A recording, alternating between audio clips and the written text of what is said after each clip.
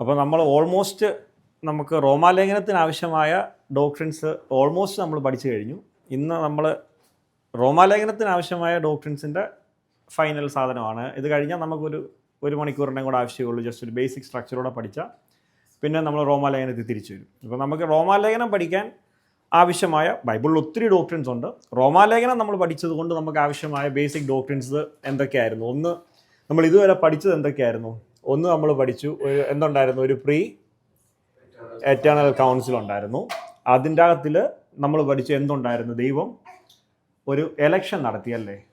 പിതാവായ ദൈവം പുത്രന് എന്ത് കൊടുത്തു? ഒരു ലിസ്റ്റ് കൊടുത്തിട്ട് പറഞ്ഞു ഇവരെ എന്ത് ചെയ്യണം, രക്ഷിക്കണമെന്ന് പറഞ്ഞു. അപ്പോൾ നമ്മൾ പറഞ്ഞ കൊടുത്ത ലിസ്റ്റിൽ ആൾക്കാരെ തിരഞ്ഞെടുത്തതിനെ നമ്മൾ എന്ത് പറഞ്ഞു, എലക്ഷൻ എന്ന് പറഞ്ഞു. അപ്പോൾ നമ്മൾ രണ്ട് വാദം അവിടെ പഠിച്ചു. ഒന്ന് എന്തായിരുന്നു, കണ്ടീഷണലും, രണ്ടാമത്തെ എന്തായിരുന്നു, അൺകണ്ടീഷണലും. അപ്പോൾ നമ്മൾ പറഞ്ഞു ഡീറ്റെയിലായിട്ട് നമ്മൾ നോക്കി. കണ്ടീഷണലാണെങ്കിൽ ഇതെന്താണ്, ഇത് നോട്ട് ഫ്രീ. ഇതെന്താണ്, ഇത് ഫ്രീ അല്ല. ഇതിൻ്റെ അകത്ത് പിന്നെ എന്തല്ല, നോ ഗ്രേസ്. ഇതിൻ്റെ അകത്ത് ഗ്രേസ് ഇല്ല. പിന്നെ ഇതിൻ്റെ അകത്ത് എന്തുണ്ട്, പ്രൈഡ് ഉണ്ട്. പക്ഷേ അൺകണ്ടീഷണൽ ആവുമ്പം ഇത് ഫ്രീ ആണ്. പിന്നെ എന്താണ്, ഇത് ഫുൾ ഓഫ് ഗ്രേസ് ആണ്. പിന്നെന്താണ്, no pride, no scope for. അതെ. അപ്പോൾ നമ്മൾ ഇത് രണ്ടും ഡീറ്റെയിലായിട്ട് കണ്ടല്ലേ. നമ്മൾ പറഞ്ഞു എന്തിൻ്റെയെങ്കിലും കണ്ടീഷനിലാണ് ദൈവം നമ്മളെ സെലക്ട് ചെയ്യുന്നതെന്നുണ്ടെങ്കിൽ അതെന്തായി മാറി, അത് ഫ്രീ അല്ല. നമ്മൾ ചെയ്യുന്ന കാര്യത്തിന് കിട്ടുന്ന എന്താണ്, റിവാർഡാണ്. അതല്ലേ. അതുകൊണ്ട് തന്നെ അതിന് ഫ്രീ അല്ല. നമ്മൾ ചെയ്യുന്ന കാര്യത്തിന് റിവാർഡ് തരികയാണെന്നുണ്ടെങ്കിൽ അതെന്തല്ല, ഗ്രേസ് അല്ല. അതുകൊണ്ട് തന്നെ ഞാൻ ചെയ്തിട്ടാണെങ്കിൽ എനിക്ക് എന്തുണ്ട്, പ്രൈഡുണ്ട്. വെളിപ്പാട് പുസ്തകത്തിലൊക്കെ പറയുന്നുണ്ട്, കുഞ്ഞാടെ നീ അറക്കപ്പെട്ടു, നിന്റെ രക്തം കൊണ്ട് നീ എന്ത് ചെയ്തു, സകല ഗോത്രത്തിലും സകല വംശത്തിലും ഭാഷയിലും ഉള്ളവരെ നീ വിലയ്ക്ക് വാങ്ങിയെന്ന് പറയുമ്പം കണ്ടീഷനിലാണെങ്കിൽ സൈഡ് ചെയ്യുന്ന ഒരാൾക്ക് പറയാം അതൊക്കെ ശരിയാ, പക്ഷേ ഞാൻ വിശ്വസിച്ചിട്ടാണെന്ന് പറയാം. പക്ഷേ അൺകണ്ടീഷനിലാണെങ്കിൽ ഇത് ഫ്രീ ആണ്. അവിടെ കൃപ മാത്രമേ വർക്കൗട്ട് ആവുന്നുള്ളൂ. അവിടെ പ്രൈഡിന് എന്തില്ല, ഒരു സ്കോപ്പും ഇല്ല. അപ്പം ബൈബിൾ പഠിപ്പിക്കുന്ന സാൽവേഷൻ എന്താണ്, എന്നാൽ ഇപ്പോൾ വിശ്വാസത്താൽ കൃപയാൽ യേശുക്രിസ്തുവിൽ സൗജന്യമായിട്ടാണ് എന്ത്, നീതീകരിക്കപ്പെടുന്നത്. അപ്പോൾ അതുകൊണ്ട് തന്നെ നമ്മൾ അൺകണ്ടീഷണൽ ഇലക്ഷനെ നമ്മൾ എന്ത് ചെയ്തു, നമ്മൾ എടുക്കുകയും കണ്ടീഷണൽ ഇലക്ഷനെ നമ്മൾ എന്ത് ചെയ്തു, തള്ളുകയും ചെയ്തു. അപ്പോൾ നമ്മൾ ഒന്നാമത്തെ നമ്മുടെ ബേസിക് ഡോക്ട്രിൻ്റെ അണ്ടർസ്റ്റാൻഡിങ്ങിൽ നമ്മൾ എന്ത് മനസ്സിലാക്കി, പ്രീ എറ്റേണൽ കൗൺസിൽ ഒരു എലക്ഷൻ ഉണ്ടായിരുന്നു എന്നും ഈ എലക്ഷൻ എന്തായിരുന്നു, അൺകണ്ടീഷണൽ എലക്ഷൻ ആയിരുന്നു എന്നും മനസ്സിലാക്കി. യൂട്യൂബിലൊക്കെ ഇപ്പോഴും ചില ആൾക്കാർ കമൻ്റ് ഇടുന്നുണ്ട് അതെങ്ങനെയാണ് ദൈവത്തിന് അങ്ങനെ എടുക്കാൻ പറ്റുന്നത്, അപ്പോൾ ദൈവം അനീതി ചെയ്യുന്ന ദൈവമാണോ? ചിലരെ എന്ത് ചെയ്തു, സെലക്ട് ചെയ്തു, ചിലരെ സെലക്ട് ചെയ്തില്ല. നമ്മൾ ഡീറ്റെയിൽഡായിട്ട് ബിബ്ലിക്കലി ഇത് മുന്നേ ഉള്ള വീഡിയോസിൽ നമ്മൾ പഠിച്ചതാണ്. പക്ഷേ ഫൈനലായിട്ട് എന്നാലും ഒരു കൺക്ലൂഷൻ പോലെ ഒരു വാക്കിൽ പറഞ്ഞാൽ നമ്മൾ പറഞ്ഞു ദൈവം എന്ത് ചെയ്യുന്നില്ല, ആർക്കും ഒന്നും ചെയ്യുന്നില്ല. ഇപ്പം ഞാൻ വെറുതെ വന്നിട്ട് രാജീവച്ചനോട് പറയാം ഒരാൾ എനിക്ക് 1000 രൂപ തന്നില്ലെന്ന് പറഞ്ഞാൽ അതിൻ്റെ അകത്ത് എന്തെങ്കിലും അനീതിയുണ്ടോ? ഒരു അനീതിയില്ല. അയാൾ എനിക്ക് ഒന്നും തരാനില്ലാത്തിടത്തോളം എനിക്ക് വേണമെങ്കിൽ അയാൾക്ക് കരുണ തോന്നിയാൽ എന്ത് ചെയ്യാം, തരാം. പക്ഷെ അപ്പോഴും നമ്മൾ മനസ്സിലാക്കേണ്ട കാര്യം, ആ ഒരാളോട് കരുണ തോന്നി മറ്റേ ആളോട് കരുണ തോന്നാതിരിക്കുന്നതിനകത്തിൽ ദൈവത്തിന് എന്തുണ്ട്, ദൈവത്തിൻ്റെ നീതി ഉണ്ട്. ഒരു പക്ഷേ അത് നമുക്ക് ഇപ്പോൾ എന്ത് ചെയ്യാൻ കഴിയില്ല. ഇപ്പോൾ ഒരു ഉദാഹരണം പറഞ്ഞാൽ, ഞാനത് നേരത്തെ ഇവിടെ പറഞ്ഞിട്ടുണ്ട്, ഉദാഹരണം പറഞ്ഞാൽ എൻ്റെ മുന്നിൽ 2 പിള്ളേർ വന്നു നിന്നു, കൊച്ചു പിള്ളേർ വന്നു നിന്നു. 2 പേരും ഒരു 5 വയസ്സ് പ്രായമുള്ള കൊച്ചു പിള്ളേരാണ്. 2 പേരുടെ മുഖം ഇങ്ങനെ വാടിയിരിക്കുക. എൻ്റെ കയ്യിൽ 2 ആപ്പിളുണ്ട്. ഈ 2 പിള്ളേർ എന്നോട് പറഞ്ഞു വല്ലതും തരണേന്ന് പറഞ്ഞു. അപ്പം നമ്മുടെ നീതി എന്താ, നമ്മുടെ ശരി എന്താ? 2 ആപ്പിളല്ല എൻ്റെ കയ്യിലുള്ളേ. ഓരോ ആപ്പിൾ ഓരോരുത്തർക്കും കൊടുക്കുന്നതാണ് എന്ത്, നമ്മുടെ നീതി. പക്ഷേ എന്നോടപ്പോൾ ദൈവം പറയുക 2 ആപ്പിളും ഒരു പയ്യന് കൊടുക്കാൻ പറയുക. അപ്പോൾ നമ്മൾ എന്ത് പറയുമോ, ദൈവം അനീതിയുള്ള ദൈവമാണോ, ഒരാൾക്ക് 2 ആപ്പിൾ കൊടുക്കാൻ പറഞ്ഞു. ഇപ്പം നമ്മളിതിനെ കാണുന്നത് എന്താണ്, നമ്മൾക്ക് കാണാൻ പറ്റുന്ന സർക്കംസ്റ്റാൻസസ് വെച്ചിട്ടാണ് നമ്മളെപ്പോഴും വിധിക്കുന്നത്. പക്ഷേ ഒന്ന് ആലോചിച്ച് നോക്കി, ഒരു പയ്യൻ 4 ദിവസമായിട്ട് ആഹാരം കഴിച്ചിട്ട് മറ്റേ പയ്യൻ ഉച്ചയ്ക്ക് ഒരു ബിരിയാണി കഴിച്ചിട്ട് വന്നതാണ്. അപ്പം നീതിയുടെ തലം മാറിയോ? അപ്പോൾ 4 ദിവസമായിട്ട് കഴിക്കാത്തവന് 2 ആപ്പിളും കൊടുക്കുന്നതിൽ നീതി ഉണ്ടായോ?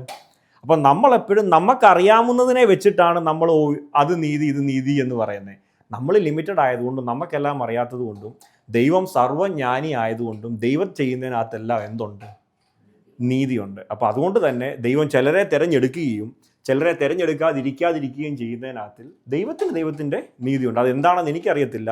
ബൈബിൾ നമ്മളോട് പറയുന്നത്, എനിക്ക് കരുണ തോന്നുന്നവനോട് കരുണ കാണിക്കുന്നു, എനിക്ക് കൃപ തോന്നുന്നവനോട് കൃപ തോന്നിക്കുന്നു. ഒരു പക്ഷേ ഞാൻ ഗ്ലോറിഫൈഡ് ആവുമ്പോൾ നമുക്ക് മനസ്സിലാവുമായിരിക്കാം എന്തായിരിക്കും ആ കാരണമെന്നും. പക്ഷെ ഒരു കാര്യം ഉറപ്പ്, ആ കാരണം ഒരിക്കലും നമ്മളെ പ്രൈഡിലോട്ട് ലീഡ് ചെയ്യുന്ന കാരണം അല്ല എന്ന് നമുക്ക് ഉറപ്പിക്കാം. അപ്പം നമുക്ക് എന്ത് മനസ്സിലായി? അൺകണ്ടീഷണൽ ആയിരുന്നു എലക്ഷൻ എന്ന് മനസ്സിലായി. ഈ അൺകണ്ടീഷണൽ എലക്ഷനിൽ കൂടി തിരഞ്ഞെടുത്തവരെ റിഡീം ചെയ്യുന്ന പ്രോസസ്സായിരുന്നു അറ്റോൺമെൻ്റ് എന്ന് നമ്മൾ മനസ്സിലാക്കി. ആ അറ്റോൺമെൻ്റ് എന്തായിരുന്നു നമ്മൾ മനസ്സിലാക്കി? ലിമിറ്റഡ് ആണെന്ന് നമ്മൾ പഠിച്ചു. ക്ലിയർ ആണേ?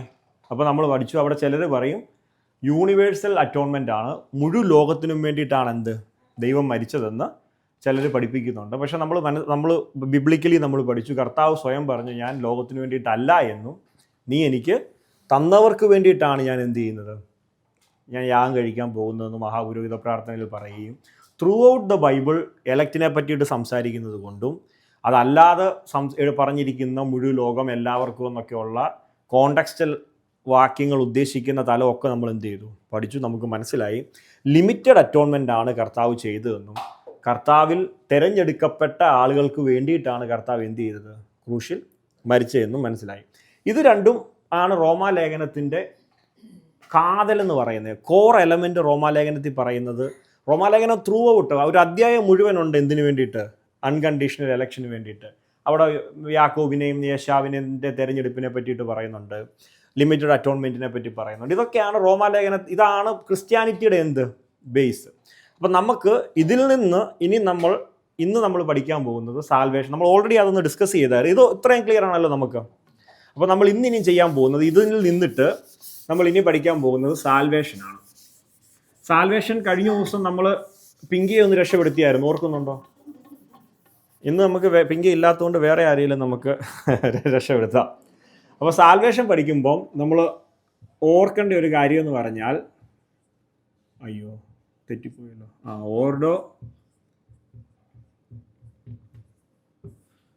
ഓർഡോ സലൂട്ടിസ് എന്ന് പറഞ്ഞാൽ ഇതൊരു ലാറ്റിൻ വാക്കാണ്. ഇംഗ്ലീഷിൽ പറഞ്ഞാൽ ഓർഡർ ഓഫ് സാൽവേഷൻ. ഈ ഓർഡോ സലൂട്ടിസ് എന്തിനാണ് ഞാൻ പറഞ്ഞതെന്ന് ചോദിച്ചാൽ, തിയോളജിയൻസ് എല്ലാം യൂസ് ചെയ്യുന്നൊരു വാക്ക് എനിക്ക് എന്താണെന്ന് അറിയത്തില്ല. ഈ റാപ്ചർ ഒരു ലാറ്റിൻ വാക്കല്ലേ എന്ന് പറഞ്ഞ പോലെ തിയോളജിക്കലി ആൾക്കാരെല്ലാം ഓർഡോ സലൂട്ടിസ് എന്നാണ് ഇതിനെ യൂസ് ചെയ്യുന്നത്. സിമ്പിൾ പറഞ്ഞാൽ എന്താണ്? Order of salvation. അപ്പോൾ നമ്മൾ ഇത്രയും കാര്യങ്ങൾ നമ്മുടെ മനസ്സിൽ ഇരിക്കണം. അൺകണ്ടീഷണൽ എലക്ഷൻ, ലിമിറ്റഡ് അറ്റോൺമെൻറ്റ്, ഇത് രണ്ടും ഇരുന്നിട്ട് അതിലാണ് സാൽവേഷൻ വർക്കാകുന്നത്.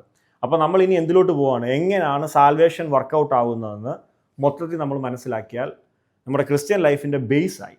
ബാക്കി ഡോക്ട്രിൻസ് എല്ലാം നമുക്ക് പിന്നീട് പഠിക്കാവുന്നതും ആഡ് ചെയ്യാവുന്നതും ഒക്കെയാണ്. പക്ഷേ ദിസ് ഈസ് ബേസ്. ഇതില്ലാതെ ക്രിസ്ത്യാനിറ്റി ഇല്ല.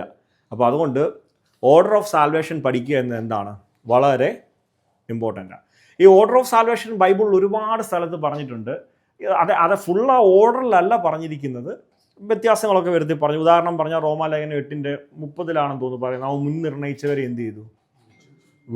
വിളിച്ചവരെ നീതീകരിച്ചു, നീതീകരിച്ചവരെ തേജസ്കരിച്ചു. ഇതെന്താണ്? ഇതൊരു സൈക്കിളാണ് അല്ലേ? അവൻ ഇതിൻ്റെ അകത്തിൽ എങ്ങും ബ്രേക്ക് ആവുന്നില്ല. മുൻ നിർണയിച്ചവരെ ആദ്യത്തെ ആ നടുക്കത്തെ 2 വാക്ക് മാറ്റിയാൽ എവിടെ എത്തി? അവൻ മുൻ നിർണയിച്ചവരെ തേജസ്കരിച്ചു. കാരണം ദൈവത്തിന് വിളിക്കുന്നവരെ ദൈവത്തിന് ചെയ്യാൻ കഴിയാത്തതായിട്ട് എന്തെങ്കിലും ഉണ്ടോ? അപ്പോൾ അതുകൊണ്ട് തന്നെ ഇതിൻ്റെ ഒരു ബേസിക് സ്ട്രക്ചർ എന്ന് പറഞ്ഞാൽ എന്താണ്? ഇതെവിടെ നമ്മൾ പഠിച്ചു അല്ലേ? ഇതെവിടുന്നാണ് സ്റ്റാർട്ട് ചെയ്യുന്നത്? ഓക്കെ, നമുക്ക് ഒരാളുടെ ഒരു ലൈഫ് എടുത്താൽ കുറച്ചുകൂടെ ഈസി ആയിട്ട് മനസ്സിലാവും. അപ്പം നോക്കി, ഇതാരുടെ ലൈഫാണ്? ഇത് രേഷ്മയാണേ. ഓക്കെ, ഇത് നോക്കി, രേഷ്മയുടെ ലൈഫാണ്. ഓക്കെ, ആദ്യം ഒപ്പം എന്താ സംഭവിച്ചേ? രേഷ്മ തിരഞ്ഞെടുക്കപ്പെട്ട ഒരാളാണ് എന്ന് നമുക്കങ്ങ് വിശ്വസിക്കാം, നമ്മുടെ കൂട്ടുവിശ്വാസി ആയതുകൊണ്ട്. അത് ഉറപ്പിക്കേണ്ടത് നമ്മളല്ല. ആരാ ഉറപ്പിക്കേണ്ടത്? രേഷ്മയാണ് ഉറപ്പിക്കേണ്ടത് അല്ലേ?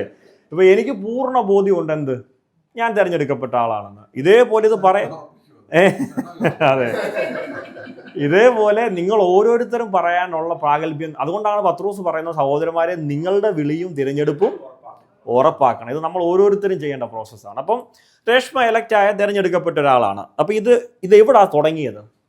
ഇതെവിടാ ഈ പരിപാടി തുടങ്ങിയത്? എക്സാക്ട്ലി, ക്രൂശൊക്കെ പിന്നീട് വന്നതാണ്. ഇതെവിടെ തുടങ്ങിയത്? Pre eternal council. അപ്പോൾ അവിടെ എന്ത് സംഭവിച്ചു? അവിടെ എലക്ഷൻ സംഭവിച്ചു. അപ്പം ഈ എലക്ഷനിൽ ഇതൊക്കെ നോക്കിക്കേ, ഇതിങ്ങനെ കിടക്കുകയാണേ. ഇതെന്താണ്? ഇതിപ്പം ഭൂമിയുടെ ടൈം ആണെന്ന് വിചാരിച്ചോ. ഇവിടുന്ന് ഭൂമി ടൈം സ്റ്റാർട്ട് ചെയ്തു, ഇവിടെ ഭൂമി തീരുകയാണെന്ന് വിചാരിച്ചു. അപ്പം നോക്കിക്കേ, ഈ ഭൂമി ഉണ്ടാകുന്നതിന് മുമ്പേ എന്ത് സംഭവിച്ചു? എലക്ഷൻ സംഭവിച്ചു. ആ എലക്ഷനിൽ രേഷ്മ എന്ത് ചെയ്തു? രേഷ്മയെ തിരഞ്ഞെടുത്തു. അപ്പോൾ രേഷ്മ ഇതൊക്കെ വല്ലതും അറിയുന്നുണ്ടോ? അറിയുന്നേ ഇല്ല. ഇത് നോക്കിയാൽ പിന്നെ ഭൂമിയൊക്കെ ഉണ്ടായി, കാലങ്ങൾ ഇങ്ങനെ കഴിഞ്ഞുപോയി. ഇവിടെ എന്തു പറ്റി? രേഷ്മ ജനിച്ചു. അപ്പോൾ ഇതിനെ നമ്മൾ ഇപ്പോൾ ഫ്ലഷ് ബോൺ എന്ന് പറയാം. അതായത് ജഡത്തിൽ എന്ത് ചെയ്തു? ജനിച്ചു. അപ്പം തിരഞ്ഞെടുക്കപ്പെട്ട പ്രീ എറ്റേണിറ്റിയിൽ തിരഞ്ഞെടുക്കപ്പെട്ട രേഷ്മ ഇങ്ങനെ കാലം പൊക്കോണ്ടിരുന്നപ്പോൾ ഇവിടെ എത്തിയപ്പോൾ രേഷ്മ എന്ത് ചെയ്തു? രേഷ്മ ജനിച്ചു. ജനിച്ചപ്പം രേഷ്മ കർത്താവ് ക്രൂശി മരിച്ചതിൻ്റെ കാര്യങ്ങൾ മനസ്സിലാക്കിയിട്ടോ അല്ലെങ്കിൽ വലിയ സംഭവങ്ങൾ മനസ്സിലാക്കിയിട്ടൊക്കെയാണോ ജനിക്കുന്നത്? ജനിച്ചു എന്ന് പോലും എന്ത് ചെയ്തിട്ടില്ലായിരുന്നു? ജഡത്തിൽ ജനിച്ചു എന്ന് പോലും എന്ത് ചെയ്തിട്ടില്ലായിരുന്നു? അറിഞ്ഞിട്ടില്ല. അപ്പം ഇങ്ങനെ കുറേ കാലം പൊക്കോണ്ടിരുന്നപ്പം മേ ബി ലൈക്ക് ഈ ഒരു മൊമെൻറ്റിലെടുത്തുമ്പം എന്ത് സംഭവിച്ചു? രക്ഷിക്കപ്പെട്ടു എന്ന് പറയുമ്പോൾ നമുക്കിതിനെ എന്ത് പറയാം? അവൻ മുൻ നിർണയിച്ചവരെ എന്ത് ചെയ്തു? വിളിച്ചു, അല്ലേ? അപ്പം രേഷ്മ ഇങ്ങനെ കുറേ കാലമായി ജനിച്ചു കഴിഞ്ഞിട്ട് ഒരു പക്ഷേ രേഷ്മ ഒരു ക്രിസ്ത്യൻ ഫാമിലി ജനിച്ചതുകൊണ്ട് കർത്താവിനെ പറ്റിയുള്ള കഥകൾ കേട്ടിട്ടുണ്ടായിരിക്കാം, ഈ കോൺസെപ്റ്റിനെ പറ്റിയിട്ടൊക്കെ ആളുകൾ പ്രസംഗിക്കുന്നത് കേട്ടിട്ടുണ്ടായിരിക്കാം. പക്ഷേ നമുക്കെല്ലാം ഇത് നമ്മുടെ ഉള്ളിൽ വർക്കൗട്ട് ആവാത്ത ഒരു ടൈം ഉണ്ടല്ലേ, അല്ലേ? എഫക്റ്റീവായിട്ട് നമ്മൾ കേൾക്കുന്ന മേ ബി ജനിച്ചിട്ട് ബോധത്തോടെ കാര്യങ്ങൾ മനസ്സിലാക്കാൻ പ്രായമുള്ള ഒരു കുഞ്ഞിനെ വിളിച്ചിരുത്തിയിട്ട് നമ്മൾ ഇതെല്ലാം പറഞ്ഞ് കേൾപ്പിച്ചാലും ഇതൊരു പക്ഷേ ജീവനായിട്ട് അവൻ്റെ ഉള്ളിൽ എന്താവത്തില്ല, വർക്കാവത്തില്ല. അപ്പം ഒരു എഫക്റ്റീവ് കോൾ ഉണ്ടായി. മുൻ നിർണയിക്കപ്പെട്ട ഒരാൾക്ക് ജനിച്ചു കഴിഞ്ഞ് അതിപ്പോൾ ഏത് ടൈമാണെന്ന് നമുക്കറിയത്തില്ല, ഏത് പ്രായമാണെന്ന് നമുക്കറിയത്തില്ല. അത് ദൈവം അവരുമായിട്ട് എന്ത് ചെയ്യുന്നേ? പലർക്കും ഇപ്പോൾ ഒരാൾക്ക് ചിലപ്പം 10ാമത്തെ വയസ്സ്, എനിക്കറിയത്തില്ല ബോധം ഉണ്ടോയെന്ന്, ഒരാൾക്കിപ്പോൾ ചിലപ്പോൾ 15ാമത്തെ വയസ്സിലായിരിക്കാം, മറ്റൊരാൾക്ക് ചിലപ്പോൾ 85ാമത്തെ വയസ്സിലായിരിക്കാം. വാട്ടെവർ, എന്തുണ്ടായി? വിളിയുണ്ടായി. ഈ വിളി കഴിഞ്ഞിട്ട് ഇനിയാണ്, ഇതുവരെ എല്ലാം ഓക്കെ ആകട്ടോ, ഇതുവരെ ദ എൻ്റയർ ക്രിസ്ത്യൻ വേൾഡിൽ ആർക്കും ഒരു തർക്കവുമില്ല. നമ്മൾ മറ്റേ എലക്ഷൻ പറഞ്ഞപ്പോൾ എലക്ഷൻ ഉണ്ടെന്നുള്ളതിന് ആർക്കും എന്തില്ല, തർക്കമില്ല. അത് കണ്ടീഷനിലാണോ അൺകണ്ടീഷനിലാണോ എന്നേ ഉള്ള എന്ത് തർക്കം എന്ന് പറഞ്ഞ പോലെ ഓർഡർ ഓഫ് സാലൂട്ടിസിൽ, ഓർഡർ ഓഫ് സാൽവേഷനിൽ ഇതുവരെ ആർക്കും എന്തില്ല, ഒരു തർക്കവുമില്ല. ഇനിയാണ് ഏറ്റവും തർക്കം കാലാകാലങ്ങളായി നടക്കുന്ന സാധനം വരുന്നത്. അപ്പം വിളി വന്നു കഴിഞ്ഞിട്ട് അടുത്ത സംഭവിക്കേണ്ടത്, ചിലർ പറയുന്നത് ഈ അർമേനിയൻ വ്യൂവിലുള്ള, ഞാൻ പറഞ്ഞല്ലോ ഞാൻ കാൽവിനിസ്റ്റും അല്ല, ഞാൻ അർമേനിയനിസ്റ്റും അല്ല, ഞാൻ ബൈബിളിൻ്റെ ആധികാരികത നിൽക്കാൻ ഇഷ്ടപ്പെടുന്ന ആളാണ്. പിന്നെ നമ്മൾ പറയുന്ന കാര്യം ബൈബിളിൽ നിന്ന് മനസ്സിലാക്കുന്ന ഒരു പക്ഷേ ഇവരൊക്കെ പറഞ്ഞിട്ടുള്ളതാണെങ്കിൽ തികച്ചും എന്താ പറയുന്നത്, യാദൃശ്ചികം മാത്രം എന്ന് പറയുന്ന പോലെ. ഇപ്പം പോള് പറഞ്ഞിട്ടില്ലേ, പോളല്ലേ ഇത് ആദ്യം പറഞ്ഞതല്ലേ? അപ്പം നോക്കിയേ, കോള് കഴിഞ്ഞിട്ട് ചിലർ പറയും എന്താണ്, ഫെയ്ത്ത് ഉണ്ടാവും എന്ന് പറയും. ഫെയ്ത്ത് ഉണ്ടായിട്ട് എന്ത് സംഭവിക്കും? റീജനറേഷൻ സംഭവിക്കും എന്ന് പറയും. ഓക്കെ, നിങ്ങൾക്ക് എന്താ തോന്നുന്നത്? ഇപ്പം രേഷ്മ തന്നെ എടുത്തു. രേഷ്മ ജനിച്ചു കഴിഞ്ഞിട്ട് രേഷ്മയ്ക്ക് ആ വിളി ഉണ്ടായി കഴിഞ്ഞിട്ട് നെക്സ്റ്റ് സ്റ്റെപ്പ് എന്തായിരിക്കും? വിശ്വാസം ഉണ്ടാവുകയാണോ അതോ റീജനറേഷൻ സംഭവിക്കുകയാണോ? ടുഗദർ സംഭവിക്കാം. ഓക്കെ, ഫെയ്ത്ത് വന്നു അല്ലേ, വിശ്വാസം സംഭവിക്കാം അല്ലേ? ഓക്കെ, നമ്മൾ ഇത് പഠിച്ചില്ലേ, നമ്മൾ അറ്റോൺമെൻറ്റ് പഠിച്ചപ്പോൾ നമ്മൾ പറഞ്ഞൊരു കാര്യം ഓർമ്മയുണ്ടോ? നമ്മൾ എന്തായിരുന്നു, നമുക്ക് ദൈവത്തെ ചൂസ് ചെയ്യാൻ കഴിയില്ല എന്നുള്ള ഭാഗം നമ്മൾ പഠിച്ച ഓർമ്മയില്ല. അപ്പം നമ്മൾ വായിച്ചു, അതിക്രമങ്ങളാലും പാപങ്ങളാലും മരിച്ചവരായിരുന്ന നിങ്ങളെ, ആ സെയിം സാധനം നിങ്ങളോട് ആപ്ലിക്കബിൾ ആയിട്ട് എടുക്കുകയാണെങ്കിൽ മരിച്ചയാൾക്ക് വിശ്വസിക്കാൻ പറ്റുമോ? അപ്പോൾ സ്വാഭാവികമായിട്ടും വിശ്വസിക്കണമെങ്കിൽ എന്ത് വേണം? ജീവൻ വേണം. അപ്പം ആ റീബോൺ എന്ത് സംഭവിക്കണം?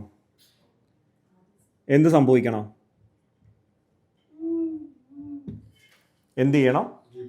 റീബർത്ത് നടക്കണം. ശരി, റീബർത്ത് ആണല്ലേ കുറച്ചുകൂടെ ഗ്രാമാറ്റിക്കലി കറക്റ്റ് വാക്കല്ലേ. അപ്പോൾ നോക്കിക്കേ, റീബർത്ത് എന്ത് ചെയ്യണം? സംഭവിക്കണം. റീബർത്ത് സംഭവിക്കുമ്പോൾ മരിച്ച നിങ്ങൾ എന്ത് ചെയ്തു? ജീവിച്ചു. ജീവിച്ചവർക്ക് ഇനി എന്ത് ചെയ്യാൻ പറ്റും? വിശ്വസിക്കാൻ പറ്റും. അപ്പം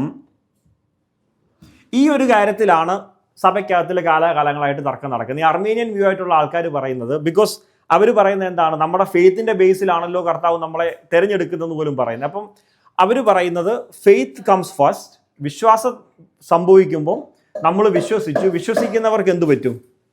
റീബർത്ത് ഉണ്ടാവും എന്ന് പറയുന്നു. പക്ഷേ ബിബ്ലിക്കലി നമ്മൾ കുറച്ചുകൂടി ഇതിനെ മനസ്സിലാക്കുമ്പം യേശു കർത്താവ് ഇതിനെ പറ്റിയിട്ട് ആധികാരികമായി ഒരാളോട് സംസാരിച്ചായിരുന്നു. അത് ആരോടായിരുന്നു? എക്സാക്ട്ലി, നിക്കോദിമോസിനോട് യേശു കർത്താവ് എന്ത് ചെയ്യുന്നുണ്ട്? സംസാരിക്കുന്നുണ്ട്. അപ്പം നിക്കോദിമോസിനോട് യേശു കർത്താവ് സംസാരിക്കുന്ന ഭാഗത്ത് പറയുകയാണ്, എങ്ങനെയാണ് സ്വർഗരാജ്യത്തിൽ കടക്കണമെങ്കിൽ എന്ത് ചെയ്യണം?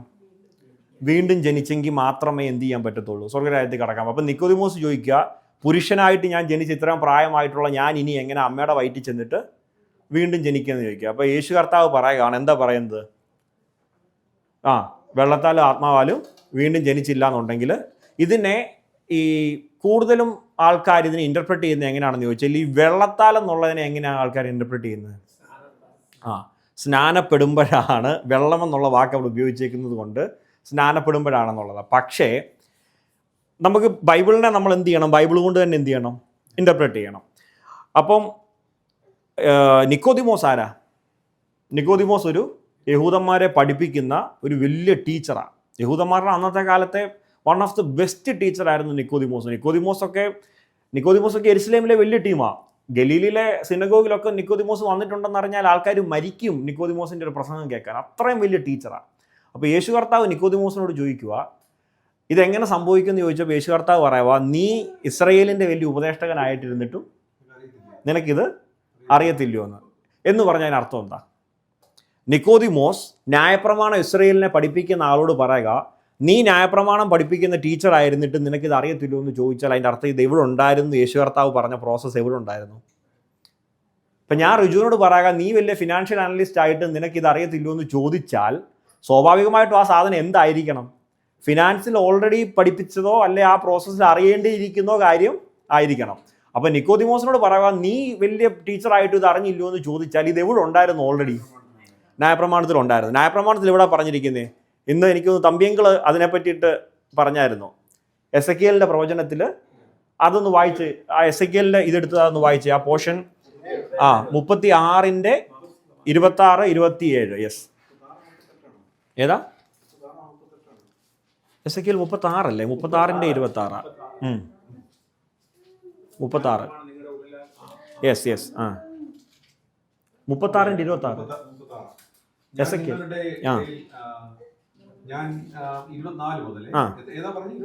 26 തൊട്ട് വായിച്ചാലും മതി. നോക്കിയേ, ഇത് ആര് പറയുന്ന? എസെക്കിയേൽ എന്ന് പറയുന്ന പ്രവാചകൻ ആരായിരുന്നു? യിരെമ്യാവിന് ശേഷം ഇസ്രയേലിൽ, അതായത് സദേൺ ഇസ്രയേലിൽ പ്രവചിച്ച പ്രവാചകനാണ്. ഇവരിപ്പോൾ എവിടെ ഇരിക്കുക?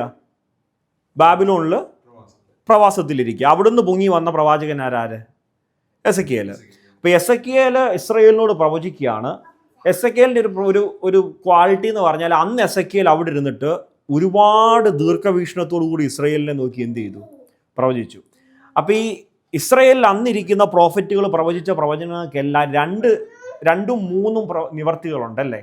ഞാൻ ഒരിക്കൽ പഴയ സഭയിൽ നിങ്ങൾ കേട്ടിട്ടുണ്ടല്ലോ, ഒരു ഇംഗ്ലീഷ് മെസ്സേജ് ഞാൻ പറഞ്ഞായിരുന്നു. മറ്റേ യെശയ്യാവ് പറഞ്ഞില്ലേ, ഞാൻ കിഴക്കിനോട് തരിക എന്ന് പറയും, വടക്കിനോട് തടുത്തു വെക്കരുത്. അതിൻ്റെ അകത്തിൽ പല ലെയേഴ്സ് ഓഫ് പ്രോഫറ്റിക്കൽ ഫുൾഫിൽമെൻറ്റ് നമ്മൾ പഠിച്ചായിരുന്നു അന്ന്. എന്ന് പറഞ്ഞ പോലെ ഇവിടെ ഇപ്പോൾ എസെക്കിയേൽ പറയുക, എന്താ പറയുന്നേ? ഞാൻ അന്നാളിൽ എന്ത് ചെയ്യും? ആ വാക്യം വായിച്ചാൽ, അന്നാളിൽ ഞാൻ നിങ്ങൾക്ക് പുതിയൊരു ഹൃദയം തരും, പുതിയൊരു ആത്മാവിനെ നിങ്ങളുടെ ഉള്ളിലാക്കും. അതിന്റെ മേളിൽ വായിച്ച, അന്നാളിൽ ഞാൻ നിങ്ങളുടെ ജാതികളിലെ കൂട്ടി, അതിന്റെ മേളിൽ ഞാൻ ജലം തളിക്കുമെന്നുള്ളത് 26 വായിച്ചേ. നോക്കിക്കേ, ഇതിനെ പറ്റിയിട്ടാണ് യേശു കർത്താവ് എന്ത് ചെയ്യുന്നത്? പറയുന്നേ യേശു കർത്താവ് ഇവിടെ നിക്കോദിമോസിനോട് പറയുന്നത് എന്താ പറയുന്നേ? ഞാൻ നിങ്ങളുടെ മേൽ എന്ത് ചെയ്യും? നിർമ്മല ജലം തളിക്കും. അങ്ങനെ എന്ത് ചെയ്യും? നിങ്ങൾ എന്ത് ചെയ്യും? നിർമ്മലരായി തീരും. ഇതിനെ പറ്റിയിട്ടാണ് നിക്കോദിമോസിനോട് യേശു കർത്താവ് പറയുന്നത്. എന്ത് പറയുന്നത്? വെള്ളത്താലും ആത്മാവിനാലും വീണ്ടും ജനിച്ചില്ല എങ്കിലെന്ന്. ഇങ്ങനെ വെള്ളം എന്ന് പറഞ്ഞാൽ നമ്മൾ സ്നാനമേൽക്കുമ്പോൾ ഉള്ളതിനെ പറ്റിയിട്ടല്ല. കാരണം യഹൂദന്മാരുടെ ന്യായപ്രമാണത്തിൽ പുതിയ നിയമത്തിലെ സ്നാനമുണ്ടോ? ഇല്ല. യഹൂദന്മാരുടെ ന്യായപ്രമാണത്തിൽ പുതിയ നിയമത്തിലെ സ്നാനമില്ല. അതുകൊണ്ട് തന്നെ നിക്കോദിമോസിനെ നോക്കിയിട്ട് നീ ഇത് അറിയുന്നില്ലോ എന്ന് ചോദിക്കുന്നതിൽ അർത്ഥമുണ്ടോ? നീതിമാനായ കർത്താവ് അങ്ങനെ ചോദിക്കുമോ? അപ്പം നീതിമാനായ കർത്താവ് നിക്കോദിമോസിനോട് ചോദിക്കുമ്പോഴെങ്കിൽ ന്യായപ്രമാണത്തിൽ ഡെഫിനറ്റ് ആയിട്ടും പറഞ്ഞിട്ടുള്ള കാര്യമാണ്. അതേത് കാര്യം ഈ പറയുന്നത്? അന്നാളിൽ ഞാൻ എന്ത് ചെയ്യും? ഞാൻ നിങ്ങളുടെ മേൽ നിർമ്മല ജലം തളിക്കും. ഞാൻ എന്ത് ചെയ്യും? എൻ്റെ ആത്മാവിനെ നിങ്ങളുടെ ഉള്ളിൽ തരും. അന്ന് നിങ്ങൾക്ക് എന്തു പറ്റും? നിങ്ങളുടെ കല്ല് പോലുള്ള ഹൃദയങ്ങൾ മാറിയിട്ട് മാംസളമായ ഹൃദയം ആര് തരും? നിങ്ങൾ ഉണ്ടാക്കുമെന്നല്ല അവിടെ എഴുതിയിരിക്കുന്നേ, ഞാൻ തരും. 24 തൊട്ട് മൊത്തം 2 വാക്യം ഒന്ന് വായിച്ചു വെച്ചാൽ നിങ്ങൾ ശ്രദ്ധിച്ച് കേൾക്കണേ. ഞാൻ നിങ്ങളെ ജാതികളുടെ ഇടയിൽ നിന്ന് കൂട്ടി സകല ദേശങ്ങളിൽ നിന്ന് നിങ്ങളെ ശേഖരിച്ച് സ്വന്തം ദേശത്തേക്ക് വരുത്തും. ഞാൻ നിങ്ങളുടെ മേൽ നിർമ്മല ജലം തളിക്കും. നിങ്ങൾ നിർമ്മലരായി തീരും. ഞാൻ നിങ്ങളുടെ സകല മലിനതയും സകല വിഗ്രഹങ്ങളെയും നീക്കി നിങ്ങളെ നിർമ്മലീകരിക്കും. ഞാൻ നിങ്ങൾക്ക് പുതിയ ഒരു ഹൃദയം തരും. പുതിയൊരു ആത്മാവിനെ ഞാൻ നിങ്ങളുടെ ഉള്ളിലാക്കും. കല്ലായുള്ള ഹൃദയം ഞാൻ നിങ്ങളുടെ ജഡത്തിൽ നിന്നും നീക്കി മാംസലമായുള്ള ഹൃദയം നിങ്ങൾക്ക് തരും. നോക്കി, ഈ പ്രോസസ്സാണ്. മതി. ഈ പ്രോസസ്സാണ് എന്ത്? റീജനറേഷൻ. ഇതാണ് നിക്കോദിമോസിനോട് യേശു കർത്താവ് പറയുന്നത്. നീ ഇതൊക്കെ പഠിപ്പിക്കുന്ന ആളായിരുന്നു, എന്നിട്ട് നിനക്ക് ഇത് അറിയത്തില്ലോ എന്ന് ചോദിക്കുന്ന ഈ പ്രോസസ്സാണ്. ഇവിടെ പറഞ്ഞിരിക്കുന്ന വാക്ക് നിങ്ങൾ ശ്രദ്ധിച്ചു. ഇത് മൊത്തം ഞാൻ എന്നാണ് എൻ്റെ യഹോവയായ ദൈവം പറയുക. ഞാൻ എന്ത് ചെയ്യും? നിങ്ങളുടെ മണ്ടയ്ക്ക് എന്ത് ചെയ്യും? നിർമ്മല ജലം തളിക്കും. ഞാൻ എന്ത് ചെയ്യും? എൻ്റെ ആത്മാവിനെ നിങ്ങളുടെ ഉള്ളിലാക്കും. ഞാൻ എന്ത് ചെയ്യും? നിങ്ങളുടെ കല്ല് പോലുള്ള ഹൃദയം മാറ്റി. ഞാൻ എന്ത് ചെയ്യും? മാംസളമായൊരു ഹൃദയം നിങ്ങൾക്ക്. ഇതെല്ലാം ആരാ ചെയ്യുന്നത്? ഞാൻ ചെയ്യുമെന്ന് ഓൾറെഡി പറഞ്ഞിരിക്കുന്ന ന്യായപ്രമാണത്തിൽ പറഞ്ഞിരിക്കുന്ന പ്രോഫസി എടുത്തിട്ട് യേശു കർത്താവ് ചോദിക്കും, നീ ഇത് പഠിപ്പിക്കുന്ന ആളായിട്ട് നിനക്ക് അറിയത്തില്ലയോ എങ്ങനെയാണ് വീണ്ടും ജനിക്കുക എന്ന് നിനക്കറിയാം. അപ്പോൾ വീണ്ടും ജനിക്കുക എന്ന് പറഞ്ഞാൽ നമ്മൾ പോയി സ്നാനമേൽക്കുമ്പോഴല്ല നമ്മൾ എന്ത് ചെയ്യുന്നത്? വീണ്ടും ജനിക്കുന്നത്. വീണ്ടും ജനിച്ചവരെ സ്നാനം എന്ത് ചെയ്യണം? ഏൽക്കണം. അതൊക്കെ നല്ല കാര്യം. അത് ഒരു തർക്കമുള്ള കാര്യമല്ല. പക്ഷേ വീണ്ടും ജനിക്കുക എന്ന് പറഞ്ഞാൽ എലക്ഷനിൽ എറ്റേണിറ്റിയിൽ ഡെസ്റ്റിനി ചെയ്ത ഒരാളെ ഒരു എഫക്ച്വൽ കോളിൽ കൂടി ദൈവം കൊണ്ടുപോകുന്ന ഒരു പ്രോസസ്സാണ് എന്ത്? റീബർത്ത് എന്ന് പറയുന്നത്. ഈ റീബർത്ത് എന്ന് പറഞ്ഞാൽ ഒരു പക്ഷേ പ്രകടമായിട്ട് നമുക്ക് എന്താവത്തില്ല. ഇപ്പം ചില ആളുകൾ പറയും, എനിക്ക് രക്ഷയുടെ ഒരു അനുഭവം ഉണ്ടായ ദിവസം എനിക്ക് ഓർമ്മയുണ്ടെന്ന് ചിലർ പറയും. ഇപ്പം എനിക്ക് എൻ്റെ സാൽവേഷൻ്റെ അഷുറൻസ് കിട്ടിയ ദിവസം എനിക്ക് വ്യക്തമായിട്ട് ഓർമ്മയുണ്ട്.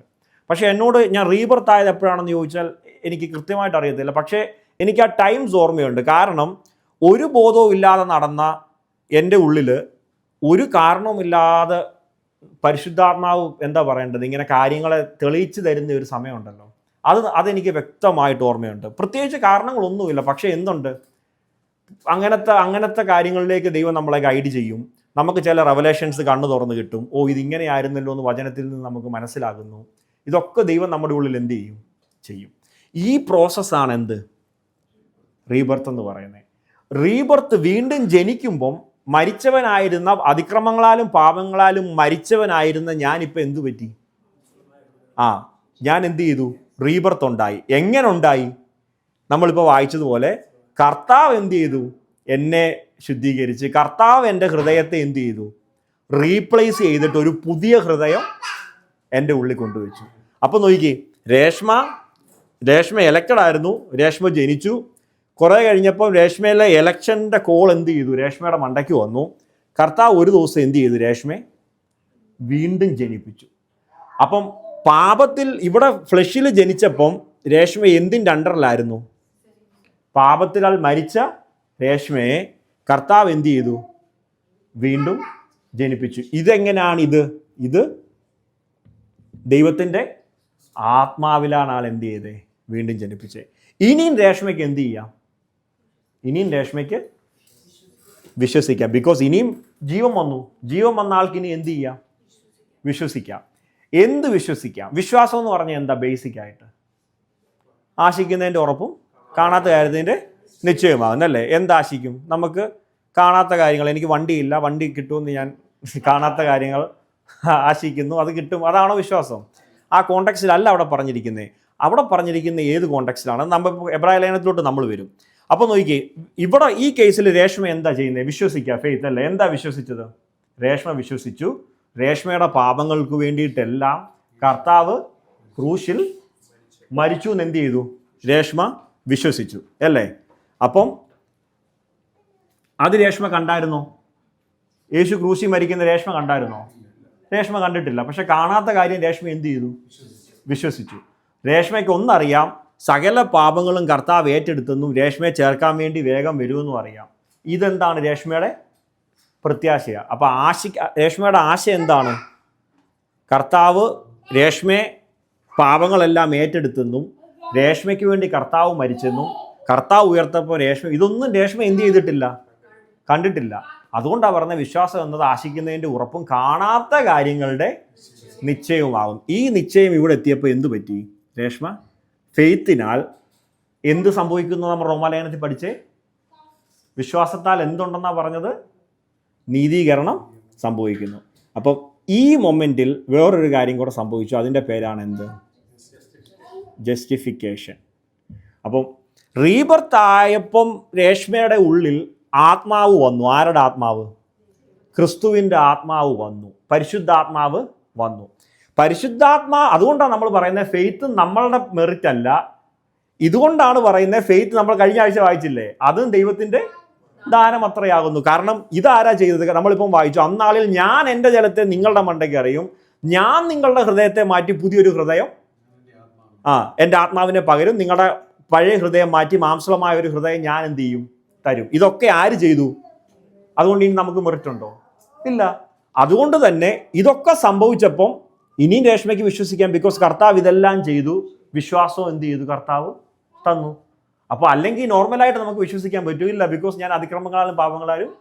അപ്പോൾ ഈ പ്രോസസ്സ് സംഭവിക്കാത്ത ഒരാളുടെ അടുത്ത് നമ്മൾ എത്ര സുവിശേഷം പറഞ്ഞാലും അവർക്ക് എന്ത് ചെയ്യാൻ പറ്റത്തില്ല.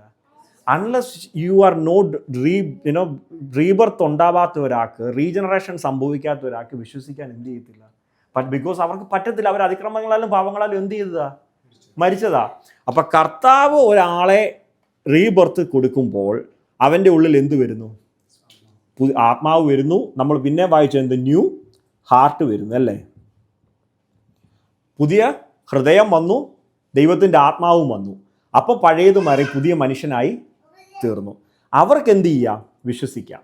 ഇത് ചിലർക്ക് ചിലപ്പോൾ റീബർത്ത് കഴിഞ്ഞിട്ട് അപ്പം തന്നെ സംഭവിക്കുന്ന പ്രോസസ്സായിരിക്കാം ഫെയ്ത്ത് എന്ന് പറയുന്നത്.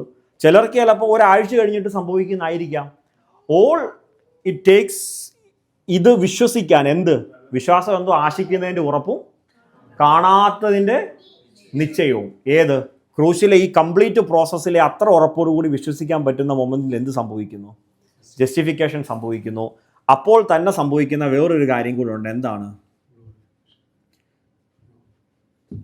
കൺവേർഷൻ സംഭവിക്കുന്നു. അപ്പം വിശ്വസിക്കുന്ന ഒരാളെ കർത്താവ് ജസ്റ്റിഫൈ ചെയ്യുമ്പോൾ അവരിൽ എന്തും കൂടി സംഭവിക്കുകയാണ്? കൺവേർഷനും കൂടി സംഭവിക്കുക. അവരെന്തായി മാറി? അവരൊരു കൺവേർട്ടഡ് ക്രിസ്ത്യനായിട്ട് മാറി. ഓക്കെ, അപ്പം ഈ മൊമെൻ്റ് ഈസ് വെരി ഇമ്പോർട്ടൻറ്റ്. അതുകൊണ്ടാണ് നമ്മൾ റോമാലേഖനത്തിൽ പഠിക്കുന്നത് വിശ്വാസത്താൽ മാത്രമാണ് എന്ത്? നീതീകരണം നമ്മൾ പഠിക്കുന്നത്. അപ്പോൾ ഈ മൊമെൻറ്റിൽ ദൈവം നീതീകരിച്ചതിനെ ആര് കുറ്റം വിധിക്കുമെന്നൊക്കെ നമ്മൾ എന്ത് ചെയ്തു? പഠിച്ചല്ലേ? അപ്പം ഈ മൊമെൻറ്റിൽ എന്ത് സംഭവിച്ചു? ജസ്റ്റിഫിക്കേഷൻ സംഭവിച്ചു.